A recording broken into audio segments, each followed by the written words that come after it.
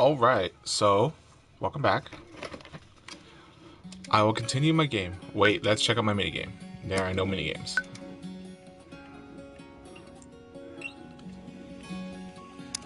Stream safe mode. Just be safe.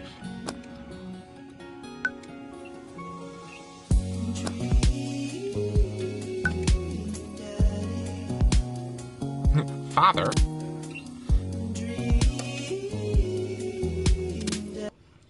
Welcome. You've got dads. Alright, way too many of you people have been posting on the Discord that I have to pick Damien first. And okay, fine, I'll romance Damien first. How do you do? I have finally decided to join this information superhighway. I'm not entirely sure how this works, but I'll try my best to understand. I love long strolls through graveyards and spending time with my son. If you would ever like to chat about the latest in Victorian fashion, the inevitability of our own demise, or black cats, please send me a letter. Listen to True Crime Podcast while I taxiderm my newest specimens. A coffin. Turn-ons. Pronouncing bosom correctly. Ugh. What do you want to be when you grow up? A bat. It's night. We're an industrial dark wave club in Berlin. The music drums to the beat of our hearts. Aww. Mortality salience. What do they all say? Middle school teacher, high school teacher, writer, scholarly articles on 18th. Let's just focus on one dad at a time. Let's start Damien's story. Everyone needs to know how to use power tools. Everyone. Let me put the chat right here. And I should be good to go. Damien seemed really interesting. A little odd, but interesting. I think I should hang out with him to get to know him a little better.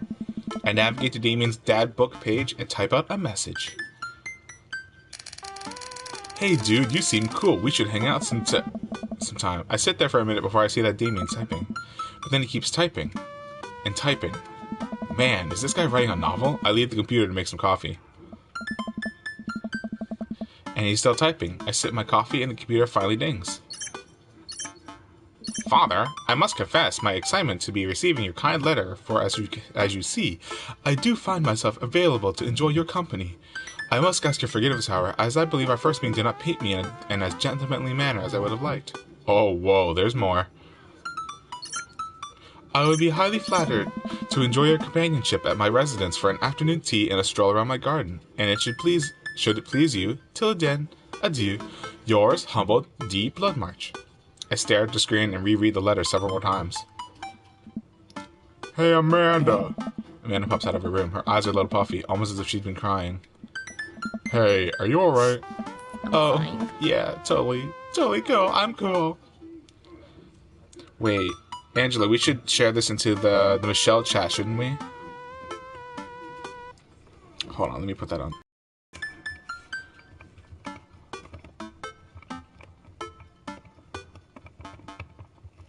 He has a garden? Yeah, apparently.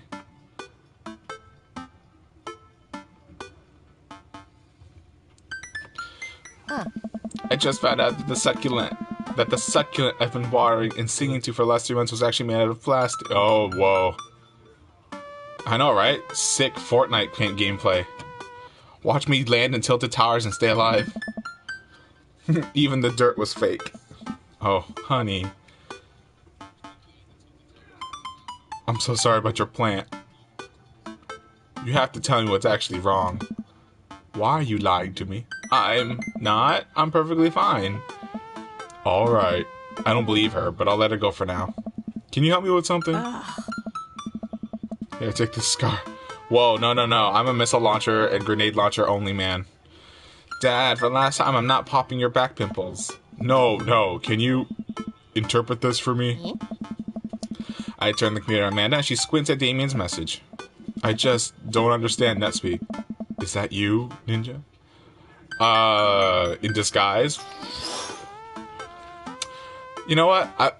If we did only Battle Royales on this channel, I mean, we get the views, but... it's trash. It's always been trash. I haven't played in 2 or 3 seasons. 2 or 3 seasons ago. At least right after the season, right after the superheroes were introduced. Oh, totally. This hot new thing. See, Dad, kids get got over saying lol and lamau or whatever you decide that what they need to do when you bring it back to the 1800s. So what do I do? Where's your pen and quill? What?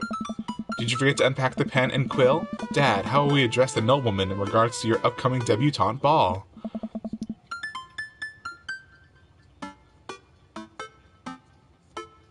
The stream did not lag. Are you kidding? Did it? Just rewatch it later. Scroll back. Scroll back. Now you're messing with me. Father, without a proper chaperone, you'll never end up with a suitor worthy of our land. Or our dowry. Or... So you read Pride and Prejudice for school one time, and now you're reciting things you know about it back to me, aren't you? Like the first 5 pages, and then I read a review of the movie? Still got a B, though. Great. So what do I say to Damien? I got this. Amanda reaches over me and types on the keyboard. Sure thing, dude. Regards. Yeah. Father. She smiles at me. Well, I suppose that's that. I haven't played in seasons ago. Right after superheroes were introduced and the worlds were blended together. I had way too much fun playing with the missile launchers, but yeah, you know. I make the short walk over to Damien's house. Well, I guess you can't really call it a house. It's more of a manor, estate. The Gothic architecture looms above the other homes in the cul-de-sac. I walk past a couple of gargoyles guarding the front door and look around for a doorbell. There doesn't seem to be one. I pull the large, ornately carved bat's head door knocker back, and a hollow sound echoes throughout the house as I strike against the door.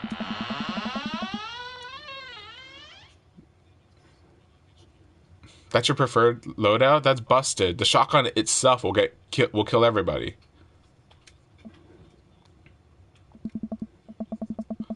Unless you say you're going out there with only 50 health or something. Or 1 health, 100 shield. You think you can handle that? It's a little creepy, but I enter the home and take a few steps into the foyer, noting the oil portraits of whom I assume are dead relatives hanging on the wall. As I'm admiring them, the front door slams shut behind me. Hello? Silence. An oil lamp in the corner flickers dimly, casting ominous shadows against the wall. Why do I feel like all the people in these paintings are staring right straight at me? Why is it so cold in here? Where's Damien? Father, pleasure to have you in my home. I look up and see Damien standing at the top of a majestic staircase with a walking candle holder. Is he gonna murder me? What's with the door slamming shut? Oh, sorry, there was a draft. And the door creaking open when I knocked? I accidentally left the door unlocked. And the creepy oil paintings? I like oil paintings. Right. Right. Please, let me show you around. Okay. With aimbot. Jitter. Filthy jitter! I challenge you to Tetris! Damien leads me around his house, showcasing his parlor, sitting room, auxiliary sitting room, and the parlor again for some reason. This is one of the older homes on the block. Great pump. But nowhere near as old as the architecture might suggest. Though extensive renovations, I have been able to craft a residence that's both historically accurate to the Victorian period and equipped with the amenities of any modern dwelling. We walk past a door covered in bumper stickers, caution tape, and a black parade poster. This dad is just filled with culture, and it's so hard to deal with. Season 8. I could start it again, but there's so much I don't have enough time to play that. I'm so backlogged on games. That's my son's room. You know how the rebellious teenagers are. Onward, onward. There's more to see here. We reach a door at the end of the hall that Damien opens with a flourish. And this is the library. Sunlight streams in from floor to ceiling arched windows. The walls are lined with packed bookshelves, and even more books are scattered over the period appropriate furniture. Damien is clearly proud of this room. Pick up a book. You know, Father, in the Victorian era, there was some controversy surrounding reading. Many people thought the more tawdry novels would encourage youths into a life of crime and would cause too much of a distraction for work at school. I'm probably sure I still have enough V-Bucks to get a pass again. I pull out a book at random, examine the worn cover. Opening, I turn to a random page and read aloud. Naruto struggled against the chains that Sasuke had bound him with. Shirtless and out of breath, he looked up at Sasuke. Sasuke smirked, unbuttoning his ninja pants. Okay, I think that's enough. Damien snaps the book shut and puts it back onto the shelf. That's A rare book from my private collection. I walk to the window and I'm greeted with a beautiful view of Damien's backyard. It showcases a beautiful view of the rest of the cul-de-sac. Hey, I can see Craig on his lawn. He's doing push-ups with his daughters on his back. Damn. He sees me and waves happily, doing push-ups with one hand now. Damn. Did you know that Victorians spent at least 20 hours a week gazing longingly out of full-length windows? Wait, really? No, but Victorians didn't appreciate telling a good joke. I walk up to the glass display of pinned bugs on the wall. It's pretty impressive. Nice bugs. I pinned them all myself. Maybe I could show you sometime. I'm concerned I would stick the pin right through my finger. Ah, the pinner's gambit. Is that a thing? No. Please, will you join me for tea? I follow Damien to a sitting room where finger foods have already been set out upon a beautiful, tiered silver tray. I take a seat on one of the high-backed chairs as Damien pours and serves me some tea. I am a male. I am a dad. This is a dad dating simulator. Come on. I can't believe we're having a high tea. I never thought I'd get to do this. Damien smiles to himself. What? Oh. It's a common misconception that high tea refers to the wealth or class of the people enjoying it, when in fact the high refers to both the later time of day that the working class had to enjoy tea and the height of the tables on which they are served. Oh, my dear friend, we're currently enjoying afternoon tea. That's informative. Damien takes a seat next to me and serves me a tiny sandwich. I like your cape. It's a cloak, actually, but thank you. Victorian fashion is very important to me. Gah. Demonetization says... in fact, I put on the streamer-friendly mode, the little button. I don't know what that cut out exactly, but we'll have to wait and see. You pull it off quite well. Oh, thank you. Regardless of my historical leanings, it's very important to me to present myself well. It has taken a long time to come up with a style that's both true to form and representative of myself, but I'm very happy with how I dress. I do get some strange looks, yes, but it's something that brings me a great deal of joy, so I don't mind.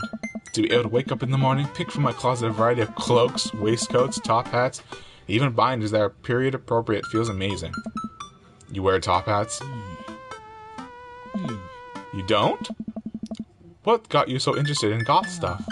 Well, when I was a young boy, my father... Did he take you into the city? Sorry? Haha, did you guys see a marching band? You're serious? Of course. But it's, you know, the song. Amanda made me listen to it. Seriously?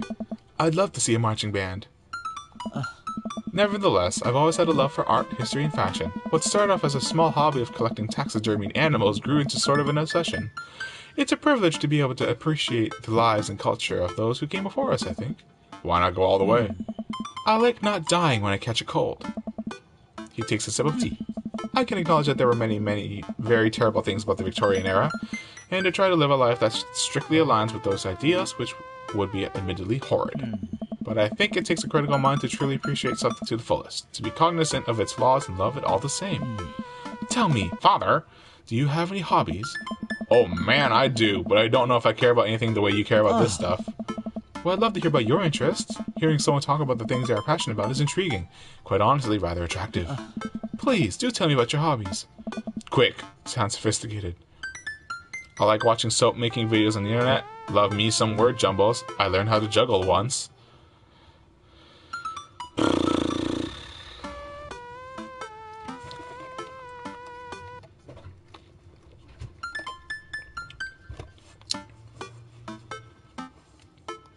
Word humbles.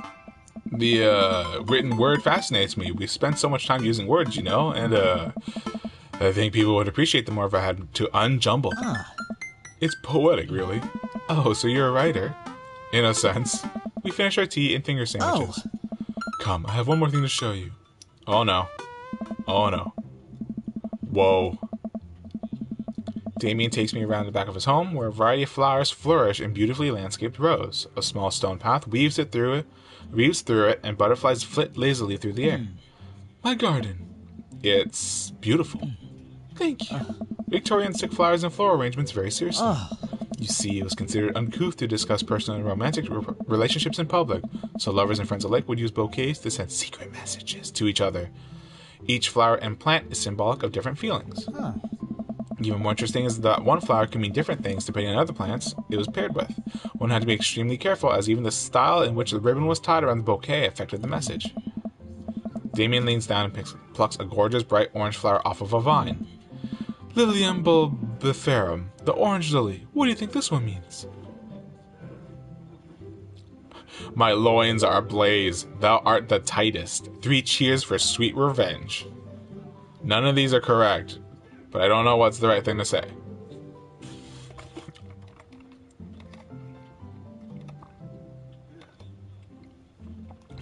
My loins are ablaze. 3 cheers for sweet revenge. Thou art the tightest.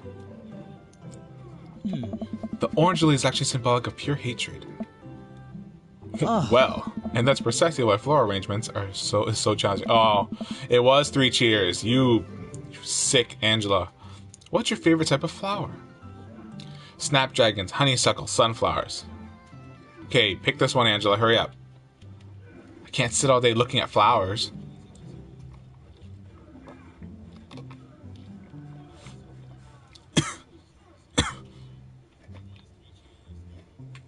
Honeysuckle. They smell really good.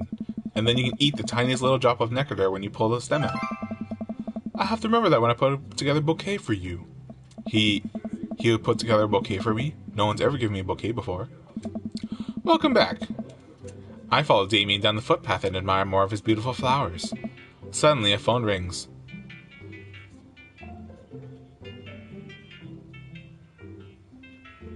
I'm trying to hear the entire song on the phone. Huh. Oh, father, will you excuse me? I must take this. He pulls the cell phone out of his pocket. I'm a little surprised it's not a rotary phone. Go for it. Damien smiles and walks back to the house. I take a deep breath and enjoy the heavily perfumed air. What a lovely yard. This makes me wish I had put a little more effort into that garden Amanda and I tried to start one time. Our watermelons grew to the size of cherry tomatoes and then immediately died. Oh, hey, a gargoyle. Oh no, I knocked over the gargoyle. The solo from Kitchen. Oh, never mind.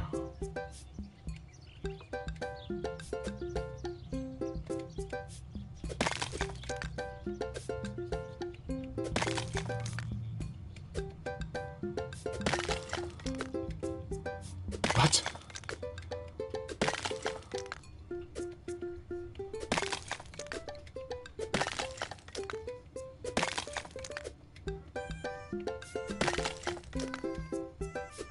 This thing's gonna be ruined.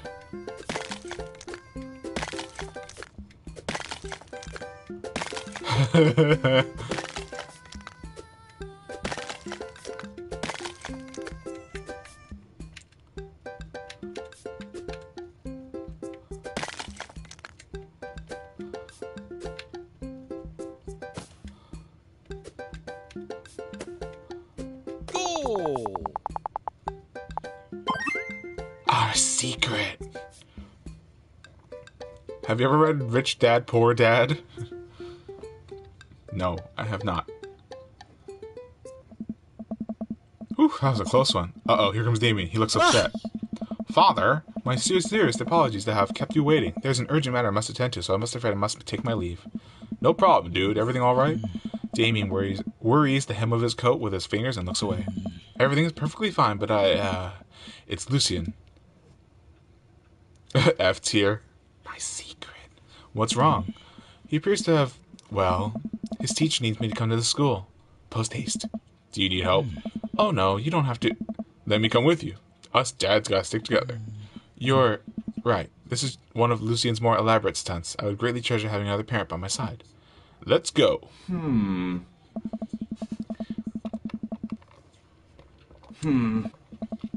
Hey, Damien. You're here in record time. I wouldn't miss it for the world, dear friend. Wow, whatever it is, doesn't seem like this is Hugo and Damien's first time to the My Kids Are in Trouble rodeo. Huh. What is it this time? This, Damien, you have to see to believe. Damien and I fall into step behind Hugo, which leads us through the busy corridors of the school. We pass by several classes in session, and I vaguely wonder if Amanda's around. Hugo eventually ushers us into a small boiler room with a flight of rickety stairs leading down into darkness. Watch your step. I can hear faint voices drifting up from the basement, and they don't sound happy. As I'm led into the depths of the school, I recall the antics I got into as an angsty middle schooler. At least I had enough sense to stay out of the creepy basements. We find another teacher in a boiler room, tucked away in the back of the basement. With him are Lucian and Ernest, Hugo's son. Lucian has a bloody nose. Thanks for coming. I can't make heads or tails of this. I look around the scene of the crime and see a bunch of bricks and some masonry. Tools scattered around. What happened here? Ernest punched me. Lucian tried to kill me. What? The room falls silent. I was not trying to kill you, dumbass. I was just trying to build a brick wall around you and see what would happen. You promised me there was wine down here. You tricked me. Whoa, wait a second. Lucian, did you try to cask of Amontillado, Ernest? I'm neither confirming nor denying that. I turned to Damien and whispered to him, What's cask of Amontillado? A classic Edgar Allan Poe short story where a man gets his enemy drunk, lures him down to his cellar with the promise of wine of a fine vintage, then buries him alive behind a brick wall. It's a lovely story. So wait, Lucian, you tried to do that to him? I was curious to see how it turned out. I wasn't actually going to leave him there. What was the thought process here? That Ernest was just going to sit still while you slowly built a tomb around him? Well, it worked for like 20 minutes because he's an idiot, but then he realized I had lied about the wine, and you were cackling maniacally. That sort of tipped me off. Ernest, 20 minutes? Dad. Sweet man, Took 20 minutes, son. We just did an entire 2-week unit on the cask of Amontillado, and it took you 20 minutes to realize Lucian was leading to an elaborate ruse. Did you even read this story?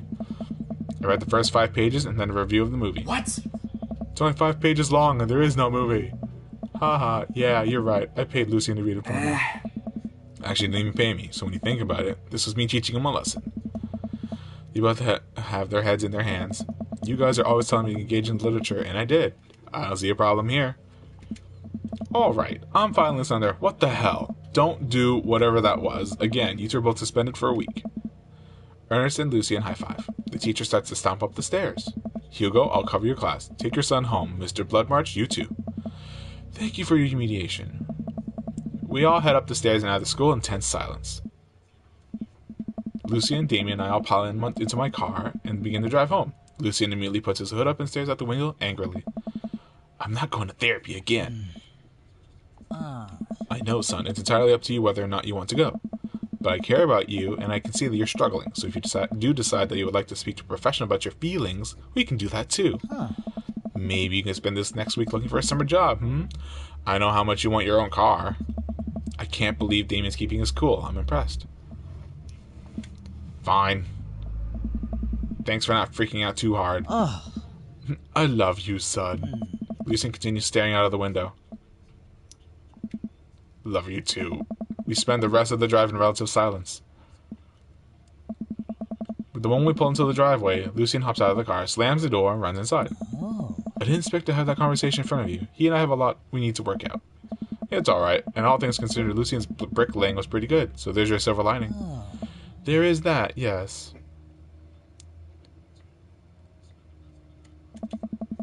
You were a lot more diplomatic with him than I would have been. I just want what's best for him, and I don't think yelling at him would do either of us any favors. It rarely does. You're a good dad. See you around soon. It would be my honor and my pleasure. Damien bows with a flourish. Classy. I come home to find Amanda curled up on the couch with a blanket watching TV. I plop down next to her. Yo, what you watching? Tiny House Hunting Brothers, Extreme Edition. Ugh, I hate this show. The couple on screen bickers back and forth while standing in an extremely small house made out of recycled bottles. The Tiny House Hunting Brothers watch them with bemused expressions, both of their heads touching the low ceiling. I told you I wanted a two-bath, shabby, chic cottage. This house doesn't even have a bathroom. But honey, that outhouse is only 20 yards away. It's not that bad. I'm not pooping outside, Greg. Why don't they just get a regular-sized house? I don't know. How'd afternoon tea go? It got strange. We had to go to the school to pick up Lucian since he tried to. He lured Ernest down to the cellar with the promise of a vine vintage, and then he tried to brick him into the wall, right? How do you know about that? Has everyone read the story except me? Lucian live streamed the entire thing. This entire day is beyond me. But otherwise, it was a fun day. That Damien guy's a character, but he's really good company. And a surprisingly diplomatic dad. I dig his style. You know what? Me too.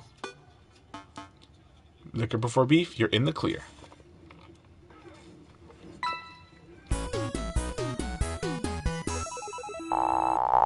Date complete. Dad points. Are you familiar with the works of Corey Feldman? Corey Feldman. Slayed in The Lost Boys. Where are these points from?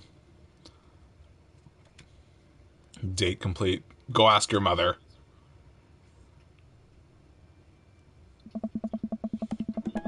While I'm doing my afternoon word jumbles, I hear the mail truck pull through the cul-de-sac. I wonder if we got any coupons today. The nice mail person slides a couple letters and a large yellow envelope through the slot. It takes a couple of tries for them to get in. Hey, my coupons. I take a closer look at the large yellow envelope. I'll lightly knock on Amanda's door. She probably has headphones on. Amanda? She yells through the door. What? I have something for you. I'm kind of busy right now. You can come back later? Okay, just how you want this big old envelope from HIA. Immediately, Amanda pushes her door open. Horn Institute for the Arts? I mean, if you're busy, I can come back. Father, please. I hand her the envelope, which she tears open with her teeth. That's probably bad for your teeth. She doesn't seem to hear me and spits out a piece of envelope. She pulls out the letter and then folds it. And? The suspense is killing me. This is her dream school. Amanda's face is unreadable. I can't believe this. Oh, honey, it's okay if you didn't. I got in. Oh, I got in. Amanda tosses the letter aside and gives me a big hug. Congrats, sweetie. That's amazing. I'm so proud of you. She pulls away and looks at the letter again. Oh my god, I really can't believe I got in. Well, of course you got in. You're a great student. You nailed the interview and your photography is incredible. Wait, Dad. I know this one's really expensive and it's so far away. I think for a moment, HIA was one of the more expensive schools that Amanda applied to, but I know that she's had her heart set on it for the longest time. It'll be tough, but we're gonna make it work. Really? Of course. Amanda hugs me again. Thanks, Dad. Okay, sweetie, we're celebrating tonight. Dinner, your choice. Wherever you want. Wherever? Amanda and I walk along the bayside, tearing into our full-wrapped burritos from a nearby food truck. You could have chosen anywhere in Maple Bay. Cost was not a determining factor. Please, Dad, you know I'm a simple gal. Just give me a burrito with a view. I can't say I'm mad. Amanda and I sit on a patch of grass and watch ships sail lazily through the bay.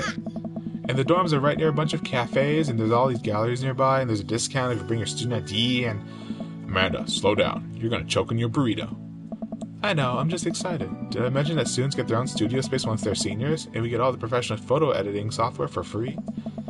It's nice to see Amanda so enthusiastic about HIA, but I wish she wouldn't go to do it between bites of a burrito. I thought I taught her to chew with her mouth closed. I wonder who my roommate's gonna be. You take a survey online and they match you with someone with a similar major and interests. I bet we're gonna be best friends. Craig and I were. A good roommate can be a lifelong friend. But don't even get me started on bad roommates. Oh no. I'm just kidding. We didn't have a bad roommate. Only our other roommate was a puppy and that Craig brought home one night. We spent a semester fabricating a story about a new foreign exchange student who had a really bad cough that sounded exactly like a dog's bark. Carl ruled. Yeah. Oh, they let you have animals in the dorms if you get a note saying you need one. I bet I could forge one. I think I'd get a rabbit, or maybe a snake, or maybe both. Would the snake eat a rabbit, though? Oh boy, I think I'll leave that up to you. She's so excited, I don't want to disappoint her, but I need to be real for a second. So, you know I had that talk with Mr. Vega. He didn't tell you about the dumpster fire, did he? What? No. I don't want to put a damper on the good news, but I need you to knock it out of the park these last few months of school, okay? If you really want to go to Horns, we gotta get that scholarship money.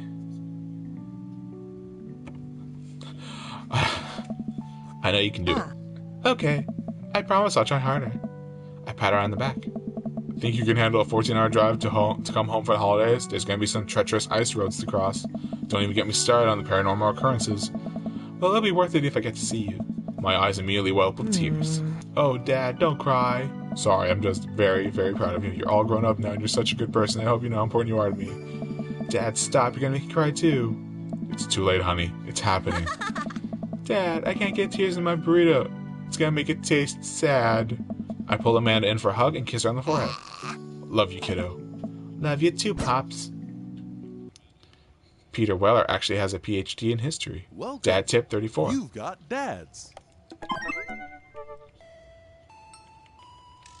Can I date all of them at once? I'm confused. Hey, father, what are your feelings about poker? Beyond hardly knowing her. Poker? I hardly know her? There it is. Well, good talk. Wait, I actually like poker. I just saw the joke and I had to take the shot. Please, Matt, I'm a dad. I'm contractually obligated. No, I get that. Anyway, we've been playing weekly poker games and I figure I should send an invite your way. That sounds great. I love losing money. Cool, dude. See you soon. Lose that money. Do what you love and the money will come. Dad tip 45.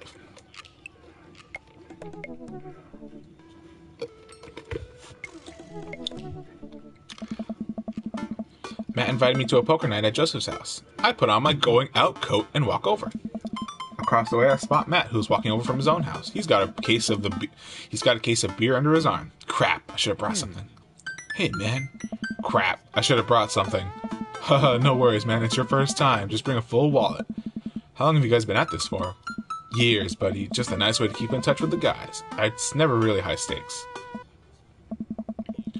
We pass through the fence, enclosing Joseph's backyard. Craig, Brian, and Joseph hover around the patio, drinking beer and chatting. Robert sits in the corner, brooding as usual. Father, I'm glad you could make it. So am I. I'm psyched to take all your money. Just like old times. Craig's the resident shark. We prefer the term person who's good at poker. I'm well aware. Craig's always been suspiciously good at poker. Are you still as terrible as you were in college? Poker face. Hey, I wasn't terrible. I'm not bad at poker. I'm definitely good at poker. Okay, maybe that was a little defensive. Okay, I'm bad at poker. There's no way you're as bad as Joseph. Joseph shrugs. This is basically my tithing. I'm giving back to the community. Plus, I'm having to just sit here and eat all of Brian's snacks. Guess who brought pigs in a blanket? Not Craig. Hey, my chia seed and granola energy balls are just as delicious. Everybody laughs. Let's just get the game going. We all take a seat at the table and Matt starts dealing cards. First couple of rounds go by easily and I'm getting the hang of things. But it's obvious that Craig is running the show here. Craig, how do you get so good at this? It's pretty easy. You just start getting a feel for everybody's tell. Like, Matt will scratch his ear. Hey, Brian adjusts his pants when he's trying to lie. Now wait a second. And I think you just loudly announce to the whole room when you have a good hand. Yep, that's me. What's Joseph's tell? Everything. Literally everything. The man is an open book. He couldn't lie if he tried. Well, at least I've God on my side. See? You can't even say that with a straight face. What about Robert? Honestly, the man's an enigma. Raises his glass of whiskey to us in a solemn salute. I think he'd wipe the floor off us if he actually tried. I'm just here because I enjoy the company. Robert pulls out this phone and stares at it. Robert, is that a flip phone? Yeah. Wow. What? Are you a drug dealer now? Yeah, what do you need? Horse? Speed? Tijuana Johnnies? I can get you the street stuff easy, but if you're looking for something exotic or designer that's maybe 72 hours and a favor called, maybe I won't need you today. Maybe I won't need you tomorrow, but someday. Oh, I think I'm good. Right. But still, if you got the coin, I got the goods. I dropped my phone in the toilet, and this is a backup until I can get it replaced under warranty. Everyone murmurs their sympathies. We've all been there. We go back to playing. I really gotta stop eating these pigs in the blankets. Pigs in the blankets? I don't know, but they're very good. I think there might be cheese in them. Ugh, I don't know if I got enough to raise you on this round. You can always bet your firstborn.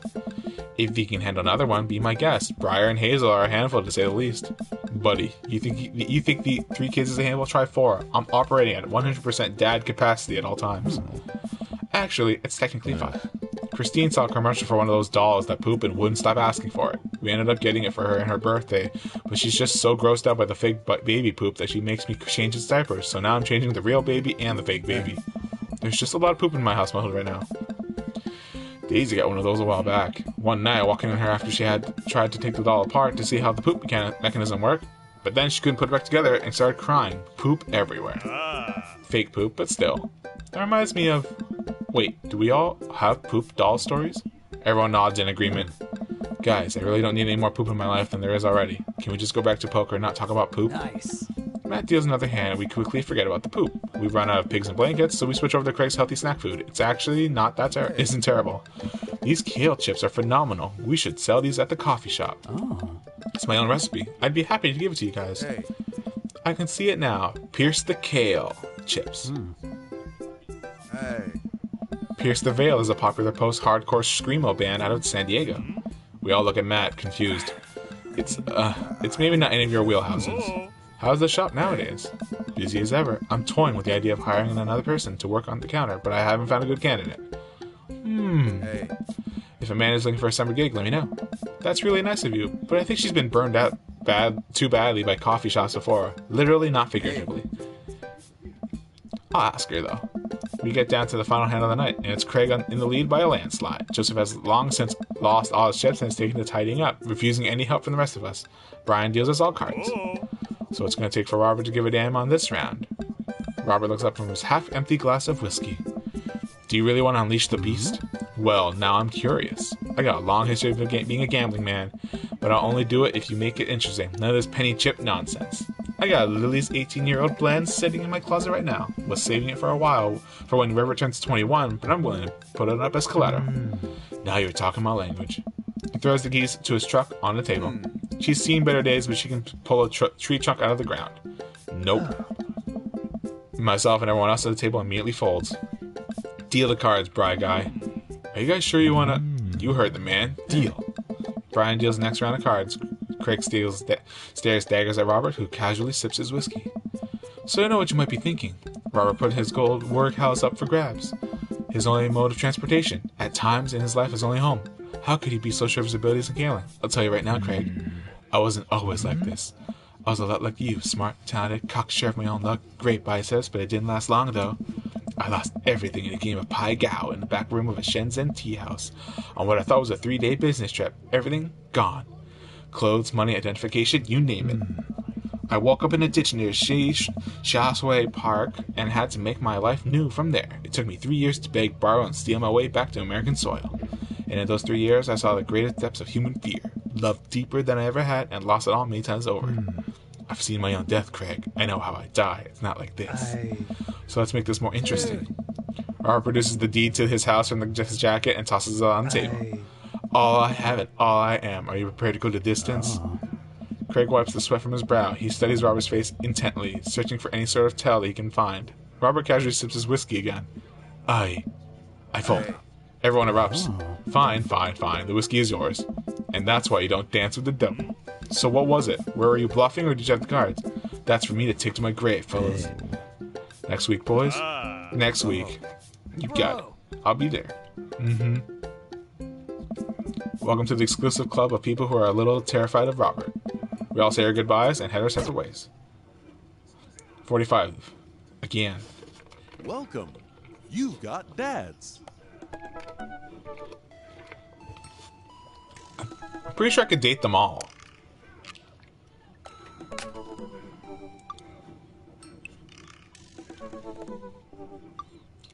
So technically, if you date Joseph, you're home wrecking, right? I mean, that home is wrecked, but...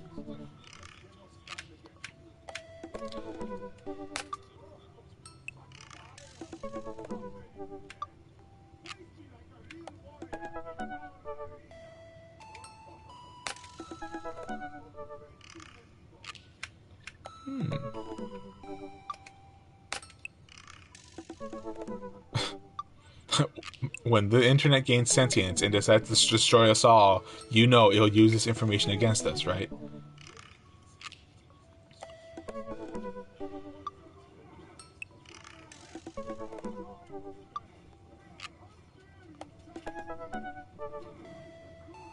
Grave robbing. At least 4 knives. You ever really look into a rabbit animal's eyes?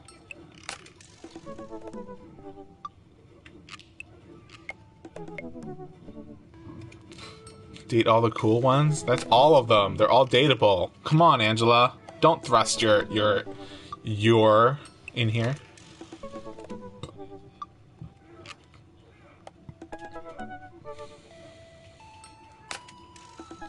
Should I just date all of them at once?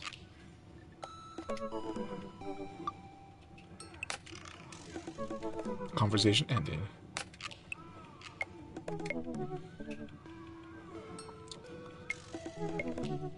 Craig is a meathead. Yeah. But do you want Craig, like Robert, the mysterious man, over Craig?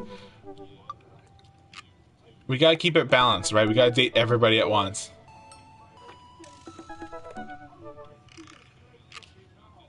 His demon kids. So you're saying it's either Hugo, Matt, Brian, or Robert right now? We have to date them all.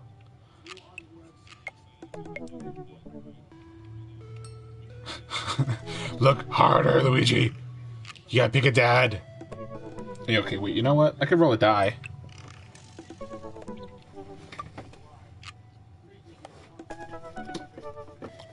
Date Brian. Well, he made the first one. Hey, I'm Brian. I spend most of my days hanging out with my awesome daughter and thinking up new ways to grill things. If you like fishing, then we'll get along. Okay, we'll date Brian first, and then Robert, and then anyone else. Message. Oop. What to do and what you don't do, have to, will determine where you will be when you can't help it. Get whatever job you want. Just make sure it includes health insurance. Dad tip 64.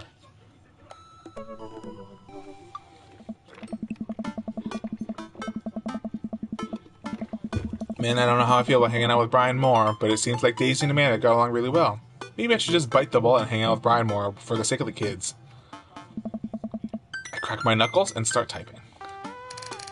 Hey Brian, great grabbing burgers with you at the cookout yesterday.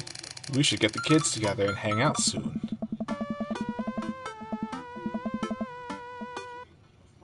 You're probably better. I haven't played in too long, so I'm at a handicap. I'll wait a couple minutes until a ding comes from my computer and a message pops up on screen. It's Brian. Let's see what he has to say. Hey, man. Always love a good burg with a buddy. We should definitely hang out. What do you think about mini golf? We could bring the girls out and have ourselves a friendly level competition. Rock on, Brian. Friendly competition. This is perfect. I know Amanda and I will crush Brian in mini golf. I've been taking her to mini golf courses since she was a little kid, and I'm proud to say that she's almost better at it than I am. Almost. I type back. That sounds great, man. Name the time and place, and we'll be there. Hey, Amanda. Hey, would you be up for some mini golf with Brian and Daisy? I'm a little out of practice, and I know my backswing leaves something to be desired, but I think I could keep it in the negatives. Perfect. Come on, kiddo, let's do this. Dr. Lupus. You ready for this? matey, I'm as ready as I'll ever be. Why are you talking like that? Because this mini golf course is pirate themed.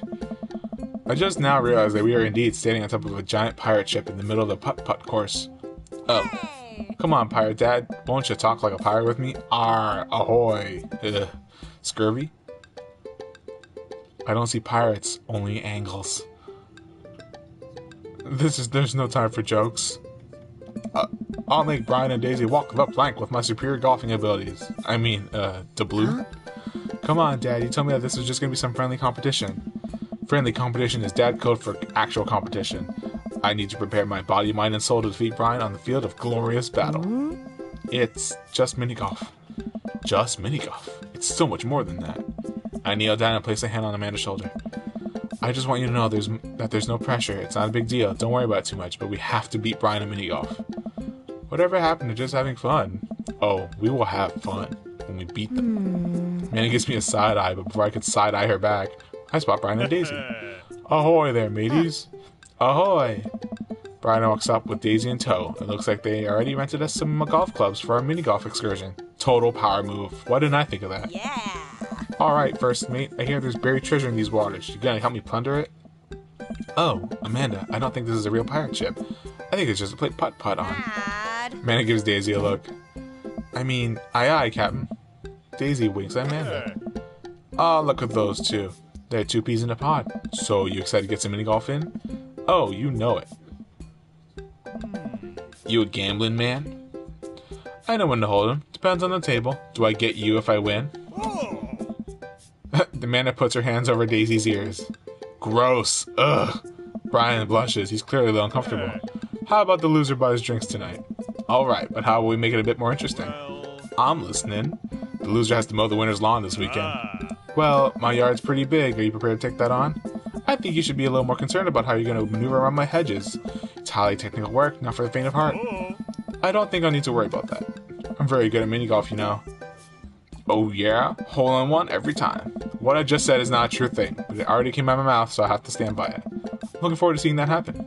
Brian and I catch each other up and down. May the best dad win. Brian and I shake hands and lock eyes. It's about to go down. Don't trust anyone who likes their meat well done.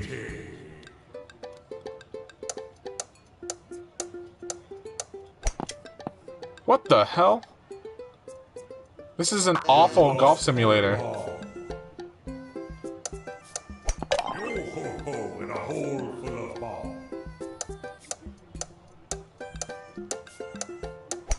Into the bride. Why is it like this? In a hole full of ball.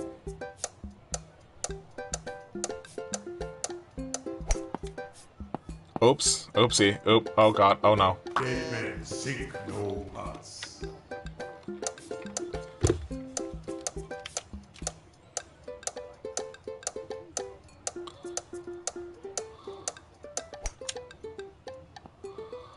Dead What? men sink no pots.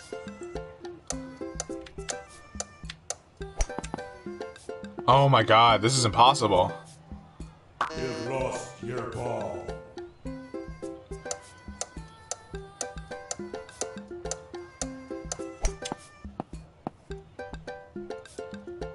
You've lost your ball. It's just a crazy hard swing. Men sink no pots. Impressive putting. Nothing can beat reading in print.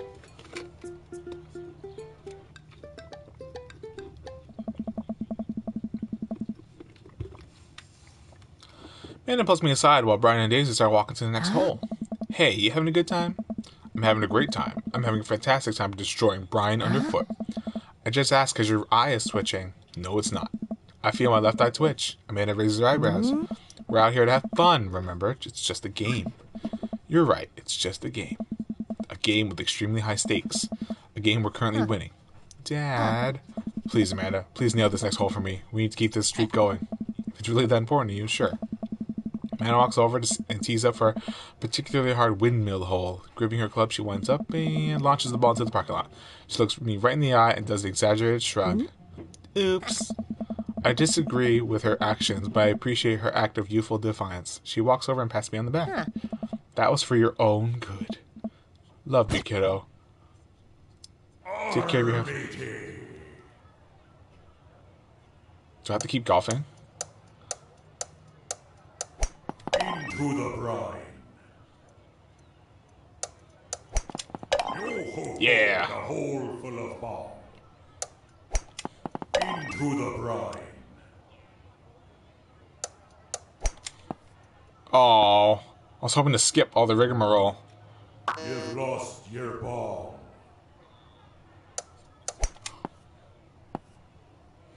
Nope. Dead men sink no pots.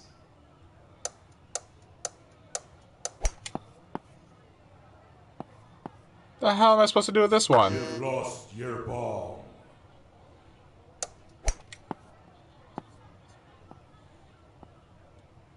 Ugh. You've lost your ball. Oh my god. Into the Yeah.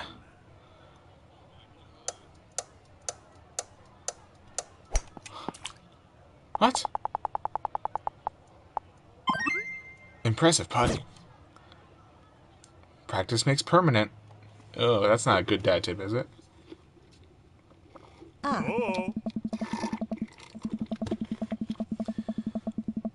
I try to maintain an air of professionalism because there are children present, but confetti cans are going off in my brain, and someone is placing a wreath around her inner me with the words "Best Dad" emblazoned on it.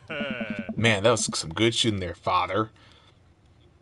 Mini golf is beneath me. I have bested you in the field of battle. Mini golf is no joke. The secret to mini golf is that you have to be really, really good at it. Arr, Daisy, did you have a good time? Yo ho ho, I did. We haven't even found the buried treasure yet. I think we need to apply for a permanent dig around here. I can take Daisy home so we can get the city paperwork started for digging. You two go enjoy your night. Sounds like a plan. Father, are you cool with that? Excuse me. Sure, just don't get yourselves into too much trouble. Can do. I'll make sure we get into a perfectly reasonable amount of trouble. Amanda and Daisy skip away, yelling about buried treasure. Bless that kid's tiny, rebellious heart. Well, I guess we should hit the bar now. There's actually a tiki bar attached to this place. How about that? That sounds like a plan. Brian and I walk into the Freaky Tiki, a kitschy island-themed bar. Palm trees adorn the walls, and several fake parrots are strewn about. Ukulele music plays softly in the background. Brian and I approach the bamboo bar. Guess I'm spending more time with Brian, which is a little more bearable since I won. Okay, I just gotta get my victory drink and get out of here. I think I already proved my superior dadness for the day. 2 pineapples of hospitality, please. The bartender whips us up 2 rum drinks inside of hollowed out pineapples. He sets them on fire, and we have to blow them out before we drink them. Usually I just like to, I don't know, drink my drinks. If you don't want yours, I'll take it. And miss out on the taste of victory? I don't think so. I take a sip of my pineapple of hospitality.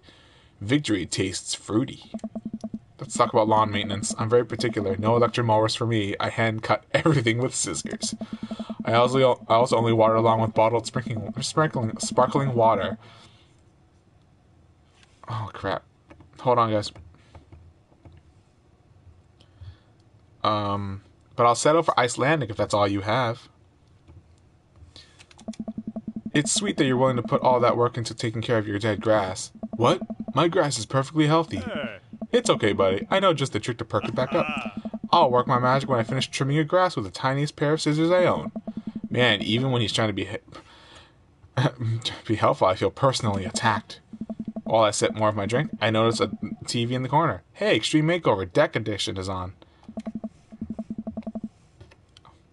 I love this show. Always made me want my own deck. Sorry, I got a data warning on my on the phone. I'm like, what? But I have 4 gigs left this month. I have 7 days. Ugh, I hate this show. Why? It's so clearly fake. Well, yeah, it's reality TV. Who cares? I care. I'm a general contractor. I work with decks all the time. There's no way they're renovating those decks in a matter of 2 days. It's impossible. That's a 3-week job minimum. So you want them to cover those 3 weeks extensively in every episode? It can't be that interesting to watch a bunch of dudes slave over a deck for that long. Nobody would watch it. I don't like any of those home improvement shows. I want to watch stuff that's real. Like Long Haul, Paranormal Ice Road, Ghost Truckers. I have terrible news for you, Father. No, not them too. That's the awful truth. Not the ghosts, though. Those are real. Trucks just don't have emergency escape buttons. I've been lied to for so long. We both chuckle and sip on our pineapples. So wait, you're a general contractor? Sure am. I actually helped plan the cul-de-sac we live in. Wow, nice work. Kinda took after the footsteps of my old man. He was a general contractor too? The best. He practically built half this town with his bare hands. It's weird how you spend your whole life trying not to become your father, then you wake up one day and you're there. But I get to work with my hands, and it pays more than enough to take care of my daughter, so it's an absolute dream job, for me at least. Well, that's impressive.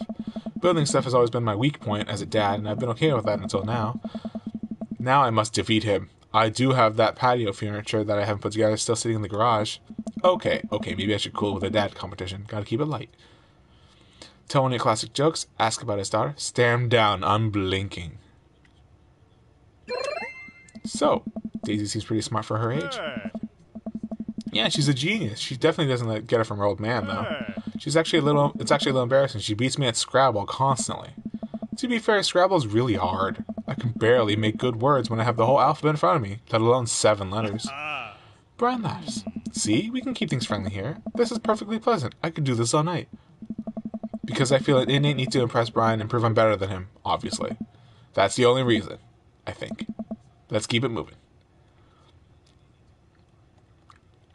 Ask about his dog, complain about kids these days, or compliment his beard. Okay, Angela, get off your rump and help me here.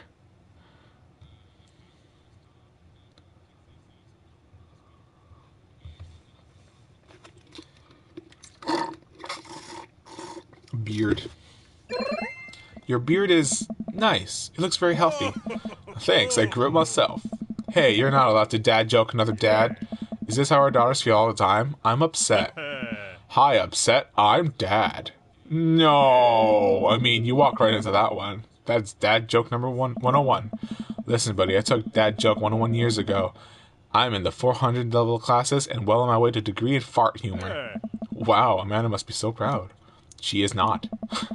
I look around the room and take in all the kitschy decor, looking for something else to comment on. There's a gigantic fish hanging above Brian and I. I gesture to it. Cool fish. It's definitely fake. Oh, really? Everything in here is fake. That palm tree over there is just a ficus with plastic coconuts glued to it. I look over. He's right. But I almost caught something like that fish once. Mine was bigger, though. Of course it was. Oh, really? Yep, I went on a trip to Hawaii maybe a decade ago. We were out in the sea for 3 days, catching fish, drinking beer, you know, guy stuff. We had a hot plate on the boat so we could sear the fish right after we caught it. Throw a little bit of salt and lemon on there. Oh man, that's some of the best food I've ever had. That actually sounds amazing. Well, it was the last day. Everyone had gone to bed already, but I was out there watching the stars, had my line out too, then all of a sudden it just starts running. So I jump on the reel before it gets ripped out of the rod rack, and start fighting with the damn thing. I'm out there for maybe an hour, can't call out to my shipmates, it's just man against nature. Finally, I'm starting to tucker the guy out. I get him up to the surface and finally get a sight of it. The biggest marlin I've ever seen, Hemingway-esque. I get onto the boat single-handedly. And you know what happens next? What happens next? The damn thing smacks me in the face with its tail, knocks me out. I wake up on the next morning on the deck. The fish gone, never felt dumber. So it got away. I think there's another version of me that would have spent the rest of my life trying to catch that fish, Captain Ahab style. I'm sure Daisy would have approved, would be supportive. Aw man, fishing's the life. Haven't gone enough lately. You go fishing? Actually, I have a confession to make. Wait, what am I doing? Why am I having this inexplicable urge to be vulnerable with him? I can't tell him I'm terrible at fishing. I lean in close. No one can outfish me. I'm simply the best out there. Okay, since you're such a pro, I'm taking you fishing. Do you want to go fishing? Wait, don't answer that. Yes, you do. We're going fishing. Oh, no. Oh, I don't know. Come on, it'll be a blast. I know the perfect little fishing spot. I'll bring some beers. We can just sit back, relax, and reel in some trout. We'll bring the kids with us. Come on, you know you want to. I sigh. I've been cornered. Yeah, okay. Brian gives me an exuberant high five. Yes, maybe we'll see who can catch the most fish so I can get you mowing my lawn. You can try to beat me, but they don't call me Father good at catching fish, Bishop for nothing. I am spinning a web of lies that I fear will one day consume me. Sounds like it'll be a scrap. Brian and I finish our drinks and head outside. Till next time. Kiss my... Oh, this is a opportunity for friendship. I'm real excited. Kiss my bass, Brian. This is awful. To catch way more fish than you, Brian. Brian extends his hand and gives me a friendly but firm handshake. I see the competitive fire in his eyes. This is going to be a whole thing, isn't it? Too late. I got the love points, Angela. Once Brian takes over babysitting duties, and Amanda walks home with me. She immediately plops down on the couch and flips on the TV. So how's your hang with Brian? He wasn't too spicy about his crushing defeat, was he? Nah, he was pretty gracious about it. Like, frustratingly gracious. Yeah, how dare that guy have some decency? Come on, Dad, he seems like a neat dude. Yeah, I think so. I don't know. The guy loves good competition. But then again, apparently so do I. What did you and Daisy end up doing? Oh, we hunted for treasure for a bit, but Daisy was really adamant about not digging without a permit, so we just watched some documentary about theoretical physics. I put her to bed and then sat around eating Brian's food. Don't tell him I said that. That's standard babysitting protocol, I believe. Really? I really like hanging out with Daisy. She's super mature for her age. Yeah, Brian says she had a hard time relating to other kids. She kind of reminds me of you at her age. Although she doesn't bite people as much as you did. I can't believe I'm finally the cool older kid. Feels good. You gonna hang out with Brian again? That's the thing. He wants me to go fishing with me. Oh. I told him I was an amazing fisherman. You hate fishing. I know. I'm kind of panicking. I'm sure it'll be fine. All you have to do is wake up at the crack of dawn and sit silently in a boat on a lake for hours on end with no promise of a tangible reward. Your only companion being the fear and doubt you harbor deep within your heart. Fishing's fun. You'll remind yourself as the world darkens around you and you wonder if it's really you staring back at yourself in the lake's reflection or simply just the abyss. Yeah, laugh it up, Amanda. You're coming with us. It is my constitutional right to outright refuse this order. Daisy's coming too. Well, I bet I could convince Brian to bring his dog. Fine, sold. I'm in. Alright, I'm bushed. Gonna call it a night. Don't stay up too late, okay? You got it, Pops. Managing debt is just being part of being an adult. Date complete.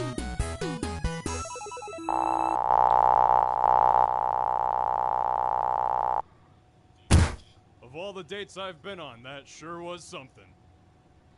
Rank A date. Okay. Welcome. You've got dads. Okay, 1 heart there. Father, listen. This is you from the past. Whoa, how'd this happen? I figure you're trying to reply to this because I know myself, but this is an automated message from you earlier this morning, when it was socially unacceptable to go out and buy ice cream. I forgot I did that. I forgot how I did that as well. The future is amazing. Listen, life is short and ice cream should always be acceptable, but unfortunately this isn't the society we live in. And it's less the society we live in and more me projecting my own anxiety about being judged onto others, but you know what I mean. By the time you're reading this, it is a certain time of day in which nobody will bat an eye at you for going out and buying ice cream. You know what to do. Be good, me. Buy that ice cream. You know what? I've earned a treat. On the way home, I decided to stop off and grab some ice cream, which I fully plan to eat directly from the tub. I spent a lot of time trying to figure out just which type of ice cream I'd like to eat directly from the tub. Rocky Road? Pistachio? Oh, Amanda's probably going to want to eat some too. Better get 2 tubs. She loves cookie dough ice cream, right? Hey, mister. I turn around to see Ernest leaning up against the wall of the convenience store. Ernest? You're cool, right? I'm cool, but I don't see what that has to do with anything. Well, if you're cool, you'll help me out, right? Help you out? There's no fire involved, is there? Just clouds. So if I give you $20, will you buy me e-liquid? Ernest, what's e-liquid? It's like, Gatorade, you know, electrolyte fluid. I'd get it myself, but I'm banned from here for trying to run a grift on the cashier. A classic fiddle game, you know the deal. Oh, if you're talking about balanced electrolytes, then I got you, little buddy. And I didn't know you played the fiddle. Just ask to click for blue Cran-Raz Apple Vortex. He'll know what it is. I pick up a tub of pistachio ice cream for myself and a tub of cookie dough for Amanda. I search around for some blue Crazen Void Star, but can't seem to find any. I turn to the cashier. Say, where's your finest e-liquid? Behind the counter. You got an ID? First of all, my daughter is older than you. Second of all, I'm flattered. I switched shampoo recently. Is that taking some years off? Look, you need to be 21 to buy vape juice. Your hair doesn't look a day over 20. Wait a minute. Are you trying to butter me up to get me to buy more ice cream? Because it's working.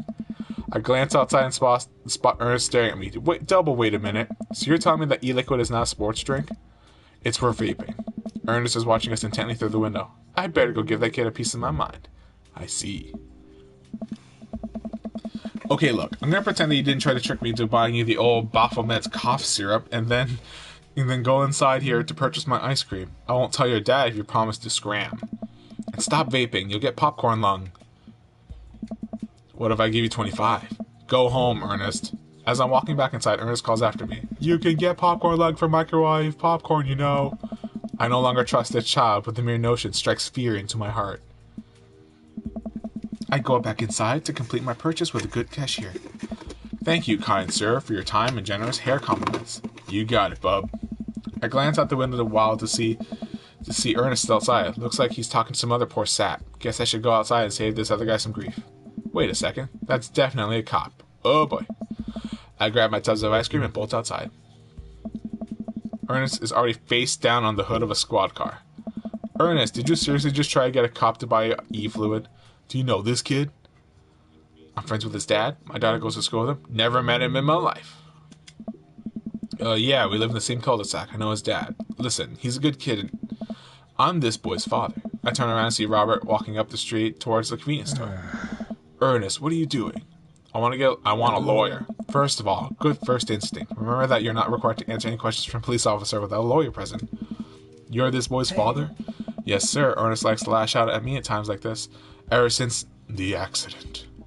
Oh, I don't like talking about it. That's fine. Robert gets a wistful twinkle in his eye. It all started 7 summers ago. My hair was long then. New metal was still in style. Ernest and I were down in Florida's swampland and scavenging for... Sir, I can leave you to take it from here.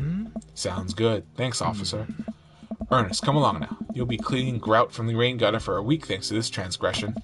The police officer gets in his car and drives off. I'm stunned by how cool Robert was just there. Thanks. I want to say... Richard? Ouch. Don't mention it, Hemingway. Got in trouble plenty of times in my life. Just trying to do my good deed for the day. Will you buy me e-liquid if I give you $20? Child, I will end you. Hey, father, will you walk Ernest home with me? Sure. Ernest runs ahead, presumably so he won't be seen with us, which is a thing I think kids do. He reminds me a lot of myself when I was his age. Well, maybe I wasn't as dumb. Seems like he tortures his dad. Seems like he tortures just about everybody. He even stole your wallet. What? No, he did. I pat my back pocket. I packed the rest of my pockets. He stole my wallet. Why are you doing this to yourself? What?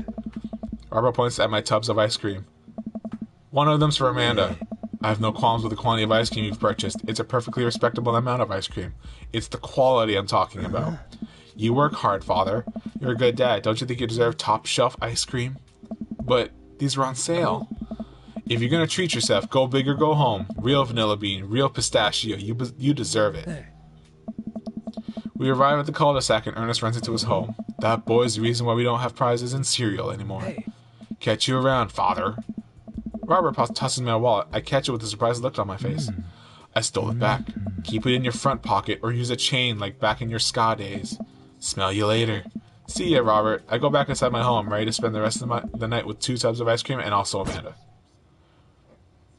Don't skip the corners. Welcome. You've got Dad.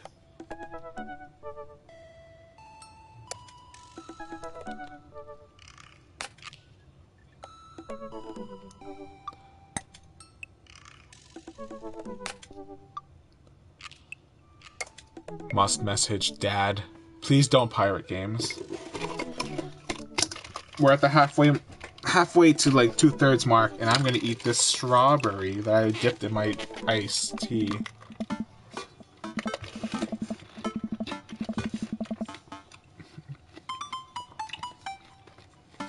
Robert was pretty nice. A little odd, but nice. And ruggedly handsome. We should hang out. I type out a message to him on Dad Book. Hey Robert, good seeing you again at the cookout. Want to grab a drink?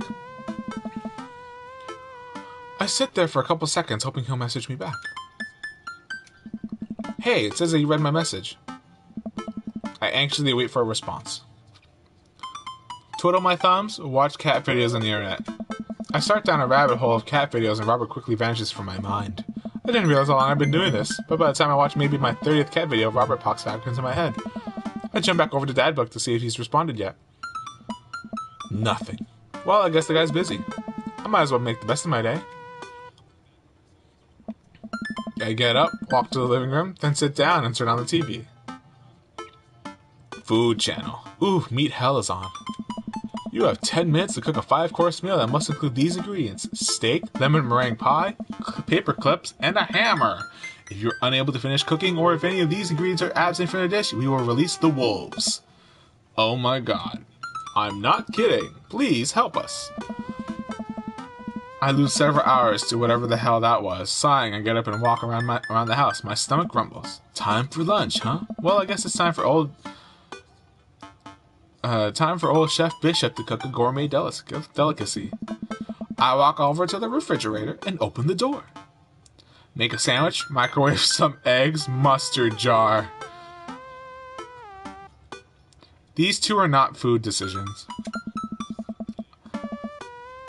I make a sandwich in its entirety while standing there. Who needs plates?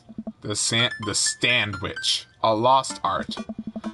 I admire my work for a second before I clumsily drop the entire thing on the floor. No! I look around and remember that Amanda's not home. This is still good. 5-second rule, right? I reassemble my sandwich, peeling pickles off the floor and putting them back where they belong. In my mouth. Wait, I'm a wreck.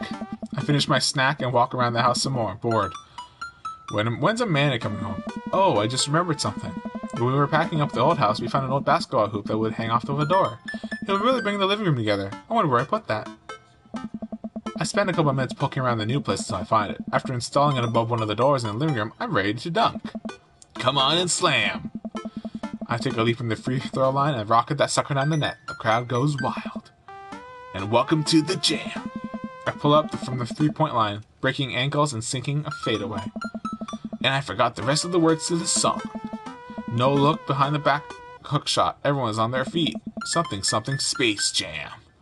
Something, something, Space Jam.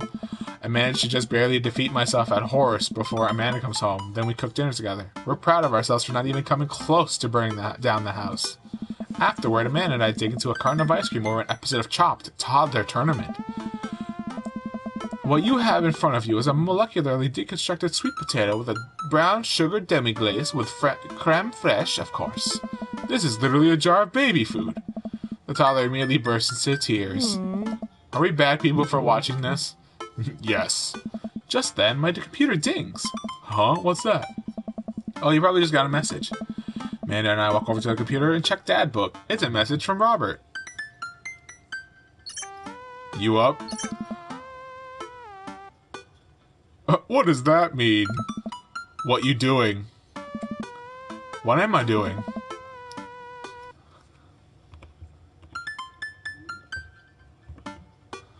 You're just chilling. I'm just chilling. I'm watching television with my daughter. Just working on my motorcycle. Which one of these actually sounds like flirting in a text message?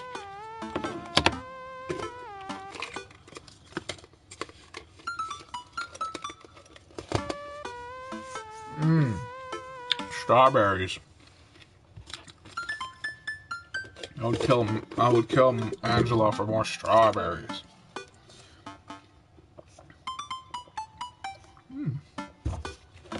Not bad. I'm just chilling. I type back, just chilling. Chilling.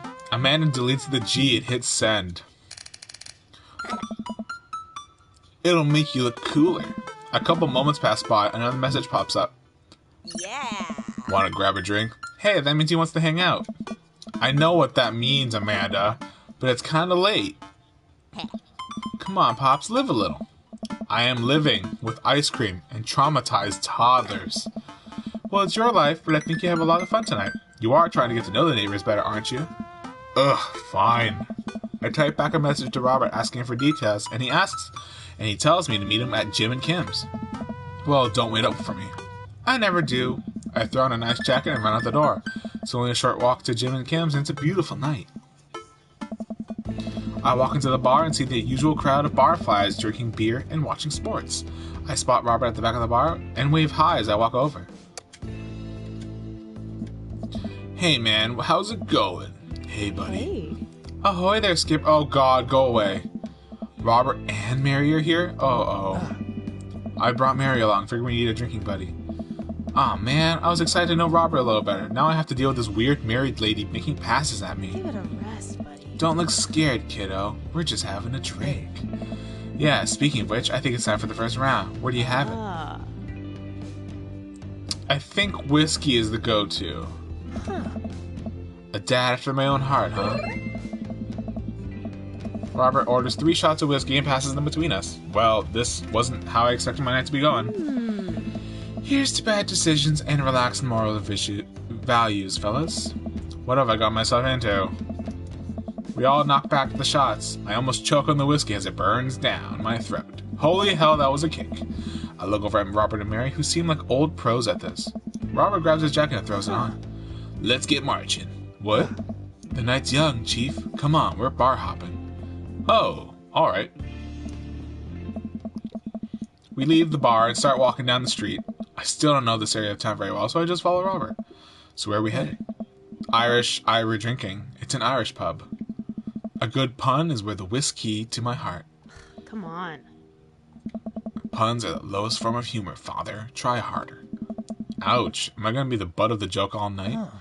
Jesus, Mary, put your fangs away for a second. We're walking to Irish drinking. The bar is pretty much the same as Jim and Kim's except for the old-timey Irish memorabilia on the wall. Next round, what are you having? Whiskey hasn't failed me yet. Let's do it. Robert orders 3 more glasses of whiskey and we post up in a garish green booth. Mary slides in and sidles up next to Robert, which makes me breathe a sigh of relief. Let's sip this one, why don't we? Suit yourself.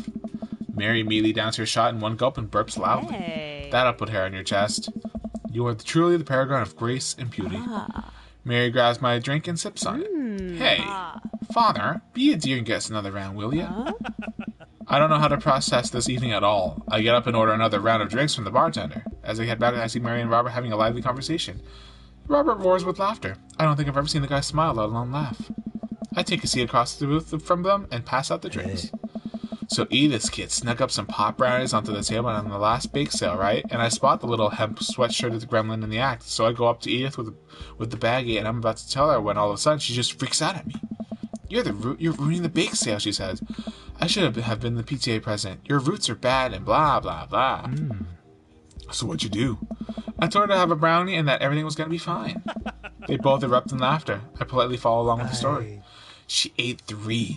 More laughter. Okay, that was actually pretty funny. She called the cops and told them that time had stopped. Mary looks directly at me. Do you smoke weed? What? Hey. You know, the devil's lettuce. I have 2 big fat blunts in my purse right now. Wanna blaze? You with the feds? I worked hard for what I have, and no 2-bit corner boy is gonna drop the dime on me. So you take what you're pushing somewhere else, and I keep running my business the way I want it run. What? Remember, you come at the king, you best not miss. Jesus, kid, dial it back. Robert giggles helplessly. I'm just kidding, cowboy. Lay off the kid, Mary. He may not be used to your brand of humor. Hey. Fine, fine. We sit around and sip our drinks. People watching and cracking jokes. After a little bit of time, I begin to warm up to Mary. Her jokes become much funnier and much less scary. But it seems like she's not going anywhere anytime soon. I just wanted some alone time with Robert. I wonder if I can get her to leave somehow.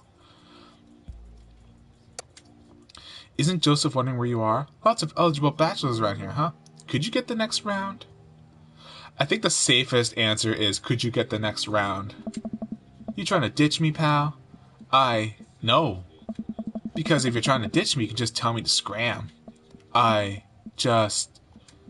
No, it's fine. Father wants alone time with his new best buddy, Robert. Read you loud and clear. The wingman breaks formation to pursue their prey. Now, if you fellas will excuse me, Mary needs to sink her teeth into a helpless boy. Go with God. Nice seeing you. Deuces, nerds. Mary gets up and saunters over to a younger-looking guy at the bar. She grows on you. Does she, though? I feel like she kind of delights in making men suffer. Well, she does. But what about her and Joseph? What about him? You know, they're married, and she definitely tried to get in my pants the other night, and I gestured to her across the bar, where she's making goo-goo eyes at that young guy from before. He looks like he's being held hostage. Oh, that's just the thing she does. She's harmless. Tell that to the boy she's hanging off of. Poor kid looks like he's seen war. Robert lets out a hearty laugh. Hey, I got him to laugh. Aw, man, you know I pegged you for one of those straight-laced types. Oh, don't worry, I got pretty wild back in my day. Still got a little wild in you? You know it. There's so much wild in me. I have a child I need to care for. I feel like this is like the backfire answer. I have a child I need to care for. You know it. There's so much wild in me. I get so wild, I've got a whole safari in here. Just really wild all the time. Okay. Load. Let's redo that. There's so much wild in me. No, it just turned out bad. You know it. Robert orders a couple of more rounds of shots. I gulp. What am I getting myself into? Let's save there. Think you can go shot for shot? There's only one way to look cool here. I grab the shot closest to me and down it. Robert looks impressed. He takes a shot and knocks it back. That's one. So, what do I even talk about? He's so cool and he probably hates small talk. So how are things? I hate small talk. Okay. Too many people. And this isn't necessarily you, but too many people think that they have to fill the dead air with noise. Personally, I think they're afraid of the silence. Or they're afraid of what the other person's going to think of the silence. If you want some unsolicited advice, just learn to be comfortable with silence. Nothing wrong with two people sitting in silence and drinking whiskey. Oh, alright. Robert and I sit in silence to drink whiskey. I take in the rest of the bar. Patrons laughing, playing darts, spilling beer. Mary giving the hard sell to that young man. The young man pretending he got a phone call from one of his friends. Maybe silence is nice sometimes. So you ever kill a man? I choke on my drink. Excuse me? You know, watch the life drain from someone's eyes. It's not just their life, you know. It's their hopes and dreams draining away. Every memory and experience they've ever had, gone. No. Great. Me neither. Robert knocks back his shot and motions for me to do the same. I reciprocate. I'm just messing with you. Relax. I laugh nervously. Or am I? I laugh nervously again. We sip more whiskey and people watch some more. Mary has her sights set on another man, and the other one excused himself to the bathroom and, I assume, caught out of the window. Gosh, this whiskey's hitting me hard. You betcha. Robert gets up out of the booth, shouldering his jacket. Let's roll. Sorry, whiskey. Inside voices. Hey. Let's roll. Wait, what about Mary? Brother, Mary's gonna be just fine. I look over at Mary, who's lying on the bar in front of some poor sap. She's singing happy birthday to him, while he persists that it's not his birthday. We make our way out of the bar and back onto the street. I'm trying my hardest not to stumble, but man, that sidewalk is just coming right at me. I hope Robert doesn't notice me tripping over my own feet like this is the first time I've ever been drunk. Where to? You'll see. I follow Robert through the street lamp spotlights until we eventually arrive at a rundown strip mall. There's a beauty salon, a sex shop, a computer repair store that looks like it's been closed for 10 years, and finally, a liquor store. Wait here, I'll be right back. After a minute, Robert returns with 2 wine bottles and brown paper bags. He hands one to me. Cheers. He sits on the curb and drinks. He motions for me to do the same. This is really not where I expected the night to go. I take a sip. White Zinfandel? What? Nothing. I just wasn't expecting. It is delicious, fruity, and refreshing. Don't judge me. I start to say something, think of his lecture about valuing silence earlier, and stop. I sip on my wine and watch cars drive by. Let's throw rocks at shit. What? Robert suddenly hurls a rock at a stop sign. The ding echoes throughout the empty parking lot. That felt good. He presses a stone into my free hand. Now you try. I don't know. With feeling. I look at the rock in my hand and look at the stop sign. Back of the rock. Back of the stop sign. I know it has to be done. I got a problem with authority. I'm sorry. This one's for you, Pappy. I got a problem with authority. I hurl the rock at the sign. It sails over the stop sign, runs to the window of a parked car, leaving a crack. Dude, run! I leap up and dart into the nearest alley, wine in hand. I can hear Robert's footsteps behind me. After I'm sure I'm far enough away from the cracked window that I am no longer culpable in this heinous crime, I stop to catch my breath. Maybe we strike rock throwing from the to-do list. Agreed. Suddenly my stomach growls. Oh man, I am starving. Let's get pizza. I can't argue with that.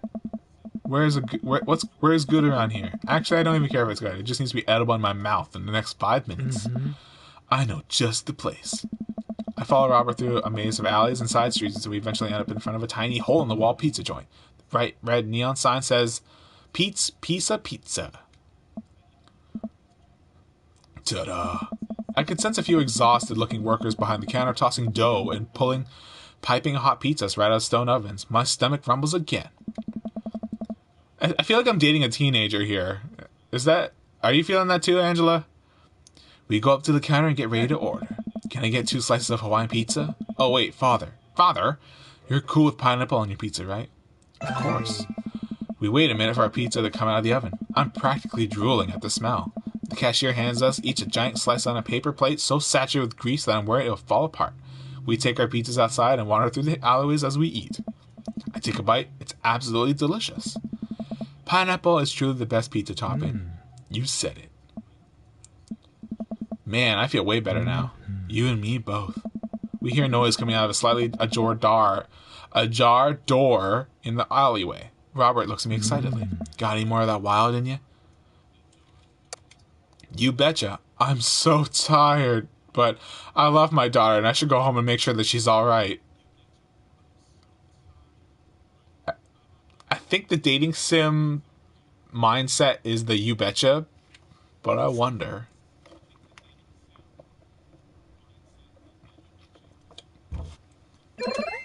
Good on you. Robert and I slide the door open and peek inside. It's completely dark except for some flickering light. We slowly creep around, cautious not to be heard or seen. Shh! Don't shush me so loud. Shh! We come to the end of the hallway and find ourselves standing in front of a movie screen. Oh, this suddenly makes sense. Did we really just sneak into a movie theater like a couple of teenagers? No talking during the movie. We look at the audience and are surprised that it's almost completely empty, save for a few teenagers in the front. They look annoyed when they notice us. Robert starts making his way to the very back of the theater and I follow him. We settle in with our wines and try to make sense of this movie. It's a romantic comedy, I think. A young man is frantically trying to get through New York to find the woman that he's finally realized he's in love with. Kiss already! There's nobody to kiss yet. You want him to kiss the taxi driver? Hell yeah. The kids down the way notice us heckling. One of them speaks up. Hey man, keep it down. Oh damn, that's Ernest Hemingway, Hugo's kid.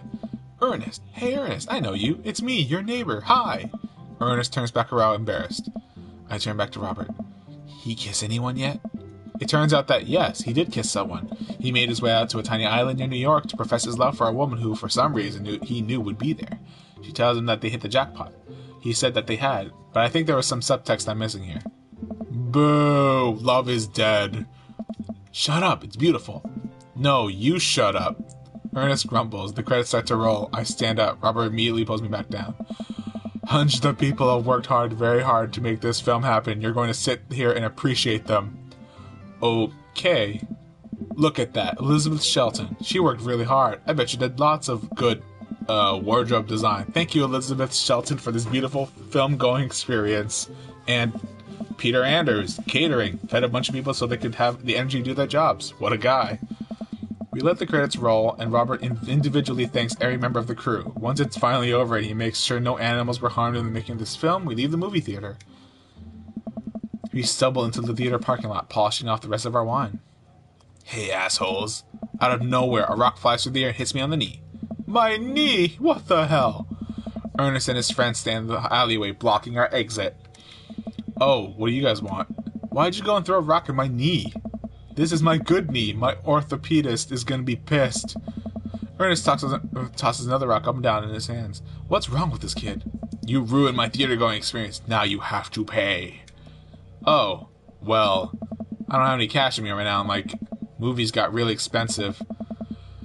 Ernest hucks another rock at my other knee. I'm able to jump out of the way, but I didn't probably stretch for physical activity, and I'm probably gonna feel super sore in the morning. We ruined it for you? That movie was pretty crappy in the first place. Hey, you just take that back. That was a beautiful love story with really genuine acting. You call that good acting? What classicist mainstream slop have you been served your entire life? What? Have you ever even seen any Michael Powell? A Matter of Life and Death? 1946? Easily the toughest 5 minutes of love you'll ever witness. Listen, man. No, you listen. That popcorn-ass drivel the mass media is shoving down your throat will only make you dumber and sadder. You of all people should strive for a higher standard in the art you consume. Your name is Ernest Hemingway, for Christ's sakes. Oh no, now you've done it. Ernest rushes Robert, screaming like a banshee. Ah! I drive between Ernest and Robert, trying to stop the kid. He lunges forward, kicking me as hard as he can in the knee. Fuck my knee! Robert gets in between Ernest and myself. It's as if he's seeing red. Fuck, my fucking knee hurts. What hurts, my friend? Alright, buddy. Talk like punk, get hit like a punk. Robert squares up into a boxer stance. Queensbury rules. 3-minute rounds with 1 minute rest in between. No low blows, fish hooks, J grabs, or high blows. What? And don't even think about pulling an illegal turnstile. That's an automatic deduction of 3 points. Excuse me? You'll have to designate a second if you're unable to fulfill your role as main duelist. One of your friends over there looks like he has enough youthful vivacity to handle it. Hey man, I don't want to get dragged into this. That movie sucked. It's too late. You two are blood-bound. If he dies, you die. Sorry, I don't make the rules. Talk to Queensbury. We're just gonna go. Ernest and his friends warily back away. Robert calls after them. Queensbury Association will hear about this and consume better content. Once the teens are safely out of earshot, Robert turns to me. Were you about to actually fight that kid? Are you kidding me? I would never hit that child. That would be despicable. You throw the rules at them, though, they always bolt. Nobody wants a Queensbury-sanctioned throwdown. But full disclosure, I made half of that up. Wow. See, you don't even have to know the rules. You just make them up. Come on, let's get out of here. Robert and I cool down a bit as we walk back to the neighborhood. I'm so sorry, you really get really into the art of filmmaking when I'm drunk. It's okay. I think it's cool how much you like movies. To be honest, I don't know a lot about them myself. Buddy, I got so much to show you. You ever seen my Sam Fuller? I haven't. Fuller is cash. Thanks for defending my honor. Thanks for dinner and a movie. Thanks for the adventure. It's a little strange when you say it like that. Say it that way, but sure, why not? Robert throws an arm around my shoulder and we drunkenly belt our tunes all the way back. We finally get to his doorstep. This was an interesting night. I liked it. A smile forms on his cheeks, a rare sight. Let's hang again soon, yeah? Yeah. I linger there for a second, swaying drunkenly in a night breeze. Robert clasps me on the shoulder. Night, bud. Robert heads back inside and I stumble my way back home. Please remember to call us once in a while. Dad tip 63.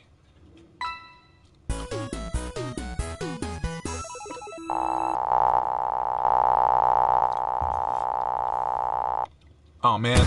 I'm lost in your oceanic eyes. Really? Try to drive in a way where you never have to use your brakes. You've got dads.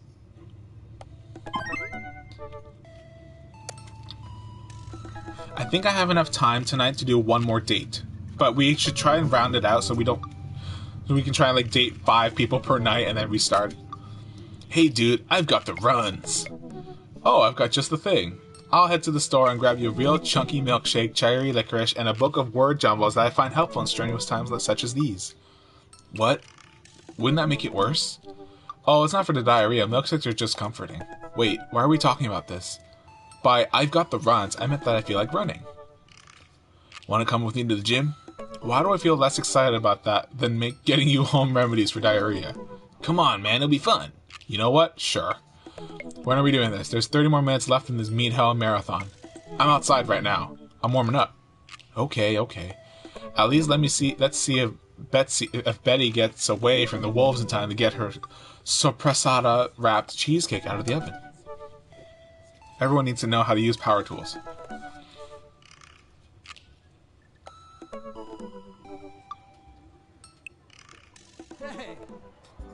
The gym just installed these new virtual jogging treadmills. We'll feel like we're running outdoors. You can see the other runners on your screen too. Let's try it out together. Other runners? Will I be able to keep up? Don't worry, we're here to cheer each other on. I'll be right there with you. Nice. Just get rhythm going, keep your heart rate up, but don't overexert yourself. You'll do great. Run that dad.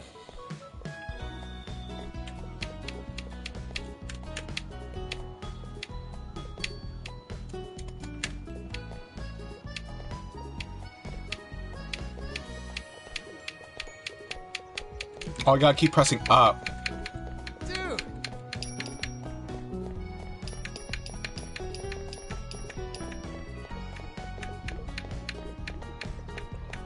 It's not a regular running game. But you can't let your heartbeat, like BPM, go too crazy, right? You'll die.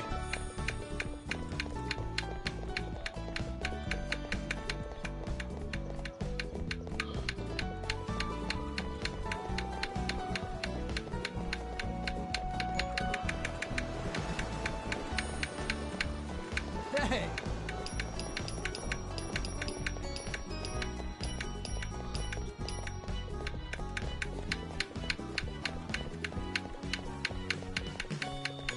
This could be a fun minigame if the controls weren't so weird.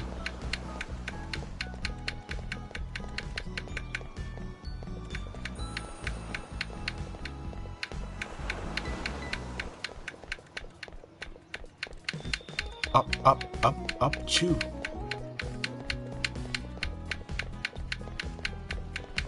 Bro! Are we just running around this whole island? Good evening, Darkness. You're here late. You're here to witness some of our dates. I mean, this isn't quite a date, but...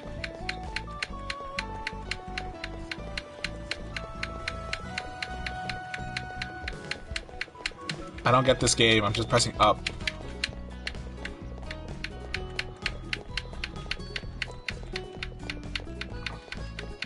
I like that they use like just water droplets to look like a actual waterfall. It's a little lazy, but it works. Dude!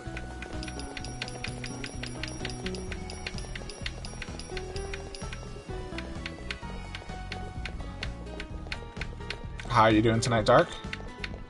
I hope you avoided the snowstorm that's in Lower Ontario.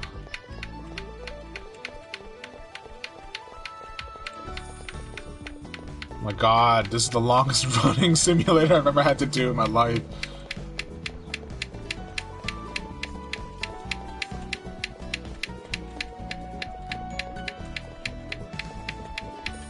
Dude!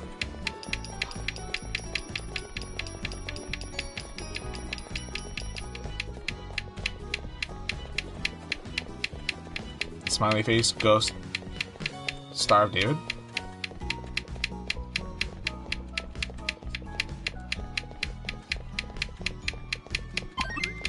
Finished.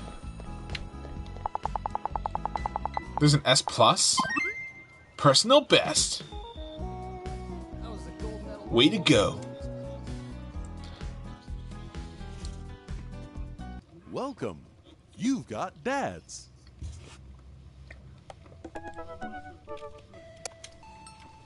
Alright. Because Angela absolutely abhors Craig, we gotta choose Matt, Hugo, or Joseph. Who should we date?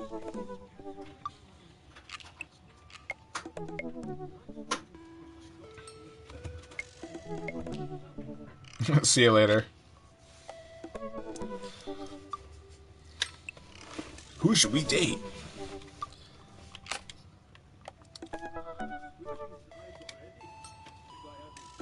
It looks like it's Matt's turn. No wave music. Oop. This will be our last date of the night. Eat a lot of broccoli. Dad tip number 21. Laserdisc is clearly the superior digital video format. Dad tip number 7. I navigate to Matt's dad book page and type out a message. Hey man, great getting to see you at the barbecue. We should totally hang soon. See you free later? A minute or two later, I hear a ding and see Matt's response. Hey dude, I'd be so down for that. I'm actually catching a show tonight at the Sound Garden. Want to come out? What's a Sound Garden? It's a concert venue, but also a band that a lot of people listened to back when it was cool to have soul patches. Oh man, I haven't been to a real concert since Amanda was born. Am I ready for this? While I'm thinking, another message pops up on the screen. Pup is playing tonight. Cool little indie pop punk rock band out of Canada. Should be a fun one. I didn't know you were allowed to string that many words together to describe a band. Whatever, let's get out of our comfort zone. I'll log off a dad book and think for a second. Wait, when was the last time I went to a concert? I mentally backtracked decades, though, through memories of denim jean jackets and moral panic over teenagers turning to the occult. Oh god, I had a mullet back then. Oh god, I thought it was cool. Oh god, other people thought it was cool. Finally remember those strange 80s prog rock I used to listen to and mentally envision all their airbrushed vans in the parking lot. Man, how did anyone survive the 80s? Okay, so I haven't been to a concert in a long time. What do you even do at concerts now? I spend most of the day pacing around the house and thinking about my relationships with coolness. I mean, I always thought I was cool, at least relative to a bunch of other dads my age. Dad, what are you doing? I look over and see a man at the door, just getting home from school. Anyway, what's up? Amanda, how do I be cool? Let me put a pot of coffee first. This is gonna be a long night. No, seriously, Matt invited me to his concert and I don't think I've been to one since you were born. Yeah, you have. You took me to one when I was 12, remember? I'm suddenly overwhelmed by the memory of a sea of screaming preteens. Oh god, I tried so hard to forget. The one where I had to camp out with you in line so that you could get a good spot and then you cried and screamed the whole time. Dad, it was so much more than that, I'm not even ashamed to say it. Oh, you're not ashamed? You seemed pretty ashamed when I found all those drawings you made of those dancing boys kissing in your Trapper Keeper. Yeah, well, you didn't even find the good stuff. Anyway, you should be all set for the concert if you remember that. Just bring a big glittery sign and cry a lot and you'll fit right in. Well, it's at a smaller place, and I think Matt mentioned that they're at a punk band. Like, do-it-yourself, gutter punk, thrash, straight edge? Come on, Dad, give me something to work with here. Are they post-punk, proto-punk, C-punk, Jeremy punk? What's Jeremy punk? I made that one up to see if I could get away with it. They're not positive hardcore, are they? He said that they're Canadian punk? Oh, yeah, you'll be fine. Does the idea of Canadian punk seem contradictory to you? I don't see the friendship and politeness as core tenets of the punk scene. Well, punk is kind of a big genre that might not be as dangerous as you think it is. It became so much more than just counterculture rebellion. What I'm trying to say is just enjoy the music. That's it? I mean, yeah, it's not like you're gonna jump into the mosh pit or something, anything. Well, that's comforting. And if a strange dude in a Set Your Goals hoodie offers to buy you merch, don't accept it, and definitely don't go on 3 awful dates with him afterward where he takes you to a nice restaurant and then forgets his wallet literally 3 times in a row. What? Never mind. Just have a blast tonight. I show up at the Coffee Spoon at 8, in what I hope is concert-appropriate attire. I see Matt out front, locking the door to the shop. Hey, you made it. Ready for tonight? Yes, of course I definitely know what I'm talking about. Ready? I was born ready. Any situation, any outcome, I can handle it. I sleep with one eye open. I am prepared to kill. Are you? Let's redo that one. That's not gonna work. Yes, of course I definitely know what I'm talking about. You better believe it, fellow live music lover. Grab those ticks and let's mosh that new. What? New? Short for venue? You know, where you go to see dope certs? Are you just making this stuff up right now? Ah, man, I gotta admit, I haven't really been to a concert since Pets Rocks were cool. I have no idea what I'm in for. Oh. Did your daughter make you take her to one of those boy band concerts where everybody holds signs and scream cries? Yeah. Hey. I got 2 lined up next month. I still can't get the glitter out of my car from the last one. Stay strong. But dude, I get to take you to your first concert in a long time. This is going to be awesome. Just hang with me, father, and you'll be good. This scene is super supportive. It'll be a blast. Quick question. Shoot. What is scene? Matt lets out a tiny laugh. Sorry. It's just weird because scene can describe a music scene as it pertains to a community of people who like the same genre, but can also describe a genre of music no one wants to admit they were into. Matt looks off into the middle distance. He says nothing, but I can tell he's thinking, never again. That's confusing. You'll get it. The important thing tonight is that you enjoy yourself. Come on, let's head to the show. After waiting in line, a short line to get in, we finally find ourselves in a small venue with a stage at one end and a bar at the other. Most people here are closer to Amanda's age than mine. I suddenly feel very out of place. My waning youth is showing. I am suddenly aware of my mortality. When were the good years of my life? Will Amanda still love me as we both grow older? Wait, is C-punk actually a genre? Matt, you made it. A younger kid runs up and high-fives Matt. The kid runs off and Matt turns to me shuddering. I get nervous when people surprise high-five me. Me too. I'm like a small animal. Loud noises and large groups of people frighten me. Do you also enjoy curling up in a patch of sunlight to take a nap? Hey. That's my favorite thing to do. A couple of other people notice that Matt's in the crowd and yell, hey, as well. Hey. Matt waves and hugs a couple people. He seems really in his element here. Hey. Matt turns his attention back to me. I am so afraid of all these people. Oh, let's go grab a beer. Matt and I line up at the bar in the back, where a couple of the older concert goers hang out. A couple more people notice Matt and tip their drinks at him. Seems like you're a popular guy around here. Hey. Yeah, I go to a lot of shows. This is a really cool spot. But it's times like these where I realize I can only be charming and funny for about 5 minutes before I run out of stuff to talk about. Hey. And then I become keenly aware of where my hands are. And that there's no comfortable place in your mouth for your tongue to rest. God damn it, where do I put my tongue? See? Well, I've known you for more than 5 minutes and I still think you're charming and funny. Just you wait. We grab our drinks. This scene seems really friendly. I don't know why people wouldn't want to admit that they listen to it. Let's check out the merch. Hey. Matt and I walk over to a small booth in the corner of a room where a crusty-looking teenager guards a selection of shirts and records. He singles me out from across the room and hops up on his chair. Step on up. Get your merch here. I got t-shirts, I got tank tops, I got all the gifts and accoutrements a discerning concert goer of considerable taste might want. You! I gestured to myself, my face flushing red. Yes, you look like a fellow who knows their music. How about a fine 12-inch long-playing vinyl record made and distributed by Pop, Canada's premier punk rock outfit? Tally-ho. Tally-ho, good sir. Please stop yelling at me. Tally-ho. Well, see here, fine shopkeep. Your enthusiastic salesmanship has aroused my interest and suspicion in equal parts. How can I, a consumer of the finer goods in life, trust your wares to be true of spirit? A fine question from a discerning patron. Okay, Pablo, you can give it a rest. The teen hops off his chair and takes a seat. Your friend looked lost, so I figured to give him the old razzle-dazzle. How the hell are you, man? Oh! Day by day, my man. They do that thing where they high-five, but also turn it into a hug. Hey! Your mom doing better? She's still single. If you want to be my dad, I can make that connect. And have to deal with you every single day? Fair enough. Who's your bud? Hey. That's father. Thought I'd bring out a concert pal. Pablo gets close to Matt. Is father cool? Matt eyes me. I eye him back. He cracks a smile. Yeah. Pablo brings me in for a bro hug. My dude. I'm not sure what to say, but give the courtesy 2 pats on the back, as is customary in our society for people you don't know super well, but still want to be friendly to. Hey! Pablo's a total card. Kid plays the hell out of a bass. Yeah, man, when we were starting our Witch House band. Yeah, sounds great. You know, I'm out of the game. It's a shame. You know, Vacant Veil would have slayed. We'll slay once you start actually making music instead of just printing a bunch of band shirts. We got the sickest logo. While Matt and Pablo talk, I check out the merch.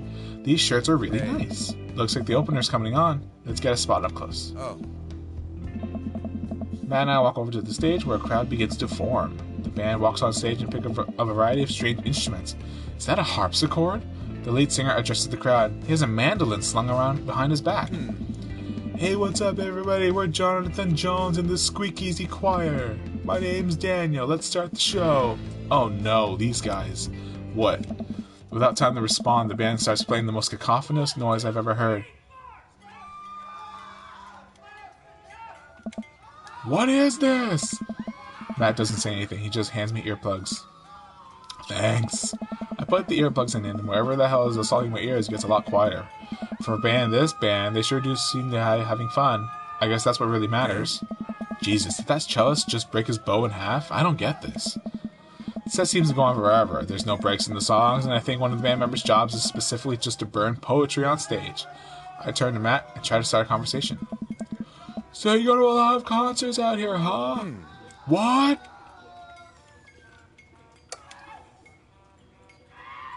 Oh, I can delete old saves. Ask again. So you go to a lot of concerts out here, huh? What? He can't hear me, so I just stop and try to enjoy the music. Okay, no, this is impossible. How long have they been playing the same song? 10 minutes? 20? A year? Eventually, the set ends, but only after the drummer sprains his ankle during a saxophone solo. They promised it was part of the act as he was carried off stage crying.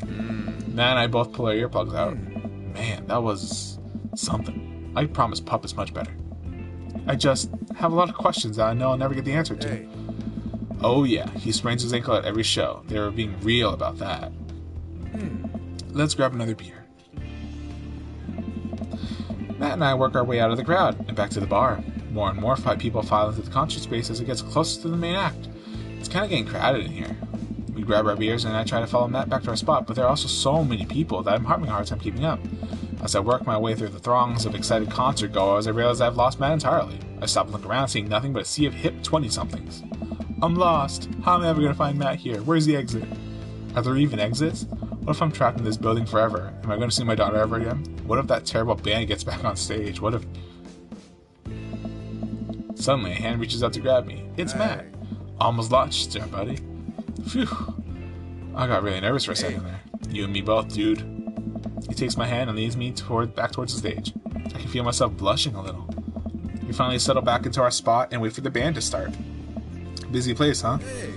Yeah, Pup really brings out a crowd. So you go to concerts a lot? Oh yeah, it's one of my absolute favorite things in the world. I think it's one thing to listen to music and connect with it, but when you're in a room full of people connecting with the music just the same way that you are, that's magic. I suddenly have the urge to pee. Curse this tiny dad bladder. I've never heard it put that way. That's really beautiful. Also, I have to pee. Hey! Hurry up, man. They're about to go on. I squeeze my way out of the crowd towards the restroom. I really should have gone before I left the house, but Amanda was watching beauty videos in the bathroom. She had an eyeliner wing going halfway across her face, which was actually a pretty good look. I'm so proud of her. I make it to the restroom finally, but it's one of those single-person restrooms with a line forming outside of it. As soon as I finish my business, the band starts. Crap. People that were initially milling around the venue all crowded up against the stage as Pup plays their first song. How am I going to find Matt now?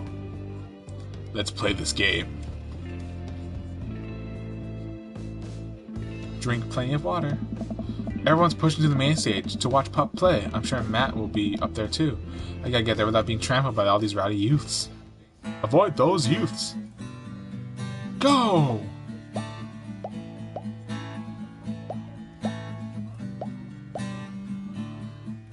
Whoa, whoa, whoa. Pardon me. This is the part of the game where you should have been hearing a licensed tune. That's Barry. Hard to lock it down for you.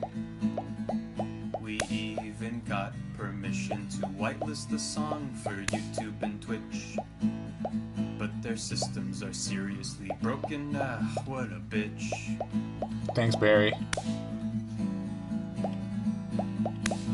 So we added the song that you're listening to right now. Don't you think it's better than risking content ID?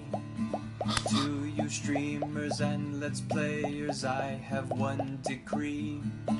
Please check out the band called Pup and their song DVP. DVP. That's right, the band's called Pup and their song called DVP. The song is Oh, great, Barry. the video is tight, yes, take it from me. It's like footage of NES and SNES games with the lyrics added into them. It's really cool, but it's kind of hard to explain right now, but you'll get it, I promise. You should really go check it out. It's a really good video. I kind of want to play this again without So we the stream added friendliness. the song that you're listening to right now. Don't you think it's better than risking? Oh my god. Oh, I'll wipe out. To you streamers and let's players, I have one decree.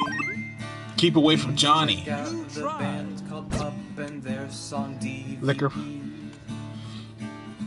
DVP. But really, Content ID demands a serious convo. But is this I can the watch time Pup. or place to talk I can tell they're about judging it? my clothes, and I want so No. badly to grab him by the shoulders and This explain the is a usefulness of dating utility sim pockets, but I try to about focus on the getting with concert. dads, no Man, I less. wish Matt were here. Oh God, how it's The show finally ends, and I wait for Matt outside. After a minute or two, Matt spots Hey. me. Dude, you sure you're a sight for sore eyes? Sorry I lost you Hey. back there. Hey, it's all good. Wasn't it a great show? Totally. Would have been more fun with you, though. Hey! Well, next time I guess we'll just have to hold hands the whole time so we don't lose each other, huh? I laugh. Am I blushing? You hungry? Starving. Follow me. Matt and I walk to a tiny little diner with a cute neon sign. We tear into some bacon and eggs in a corner booth. Oh! So there I am in the pit, trying to explain to the face tattoo guy that I didn't want me to elbow him in the face tattoo, but he's already seeing red. Not from the tattoo, which coincidentally was red. He's lumbering towards me, and there's nowhere to go. Hey. It's the end for me, right? Then out of nowhere I get this idea. I just lean back and spread my arms, and just like that, I'm crowd surfing my way from him in slow motion. Should have seen the look on his face. Hey. Bought him a beer afterward, and we were cool. We still follow each other on social media. He has beautiful kids. Glad you guys worked it out. Oh. Yeah, man. It just goes to show you that Punk's not dead. It just drives a minivan and has to hire a babysitter. So how'd you get into all these amazing concerts? Hey. Oh, I used to tour in a band. We were small, but it got us to travel around all around the states. Whoa. Yeah, I mean, we were poor and we had to scrape a lot just to survive, but I wouldn't trade those experiences for anything. Hey. But yeah, that's how I knew a bunch of those weird people at the show. Music like this builds an amazing community, especially in a town like this. Just a lot of positive energy and good vibes. I got that feeling. Plenty of friendly people, especially that Pablo kid. Hey. Oh man, everybody loves Pablo. His mom's been raising him on her own, and you can tell that it's been tough on both of them. I know he looks up to me, so I can try to help him out whenever I can. That's really nice of Hey. you. Thanks. Us single parents just really have to look out for each other. How's Carmencita? She says she wants to learn the drums. Oh boy. It'll be loud and I'll need to take a lot of aspirin, but I'll manage. Can't really blame her. I'm suddenly very grateful that all of my daughter's hobbies are super quiet. Photography, collaging, whatever it is that she does on the internet. Thanks, Amanda. I'm trying to be supportive of Carmencita's rebellious phase, but I guess that kind of defeats the purpose of it, doesn't it? I think it would be a good daddy-daughter activity to find something to rebel against together. Oh. Like what? Consumerism, big budget remakes of foreign films, fashion.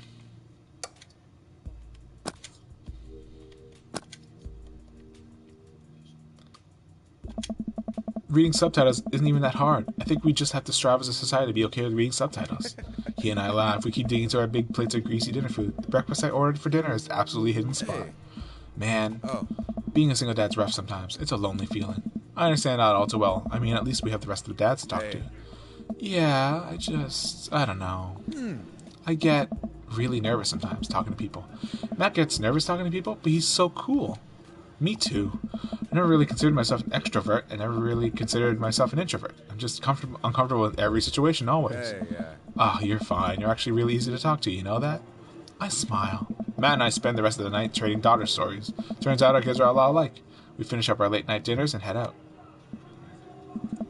We walk back to the cul-de-sac, back to our respective houses.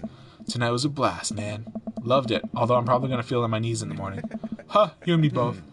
I don't usually like going to these things alone. It was really cool to have you there with me. I'm glad. Alright, I'm calling it quits for the night. Stay cool, man.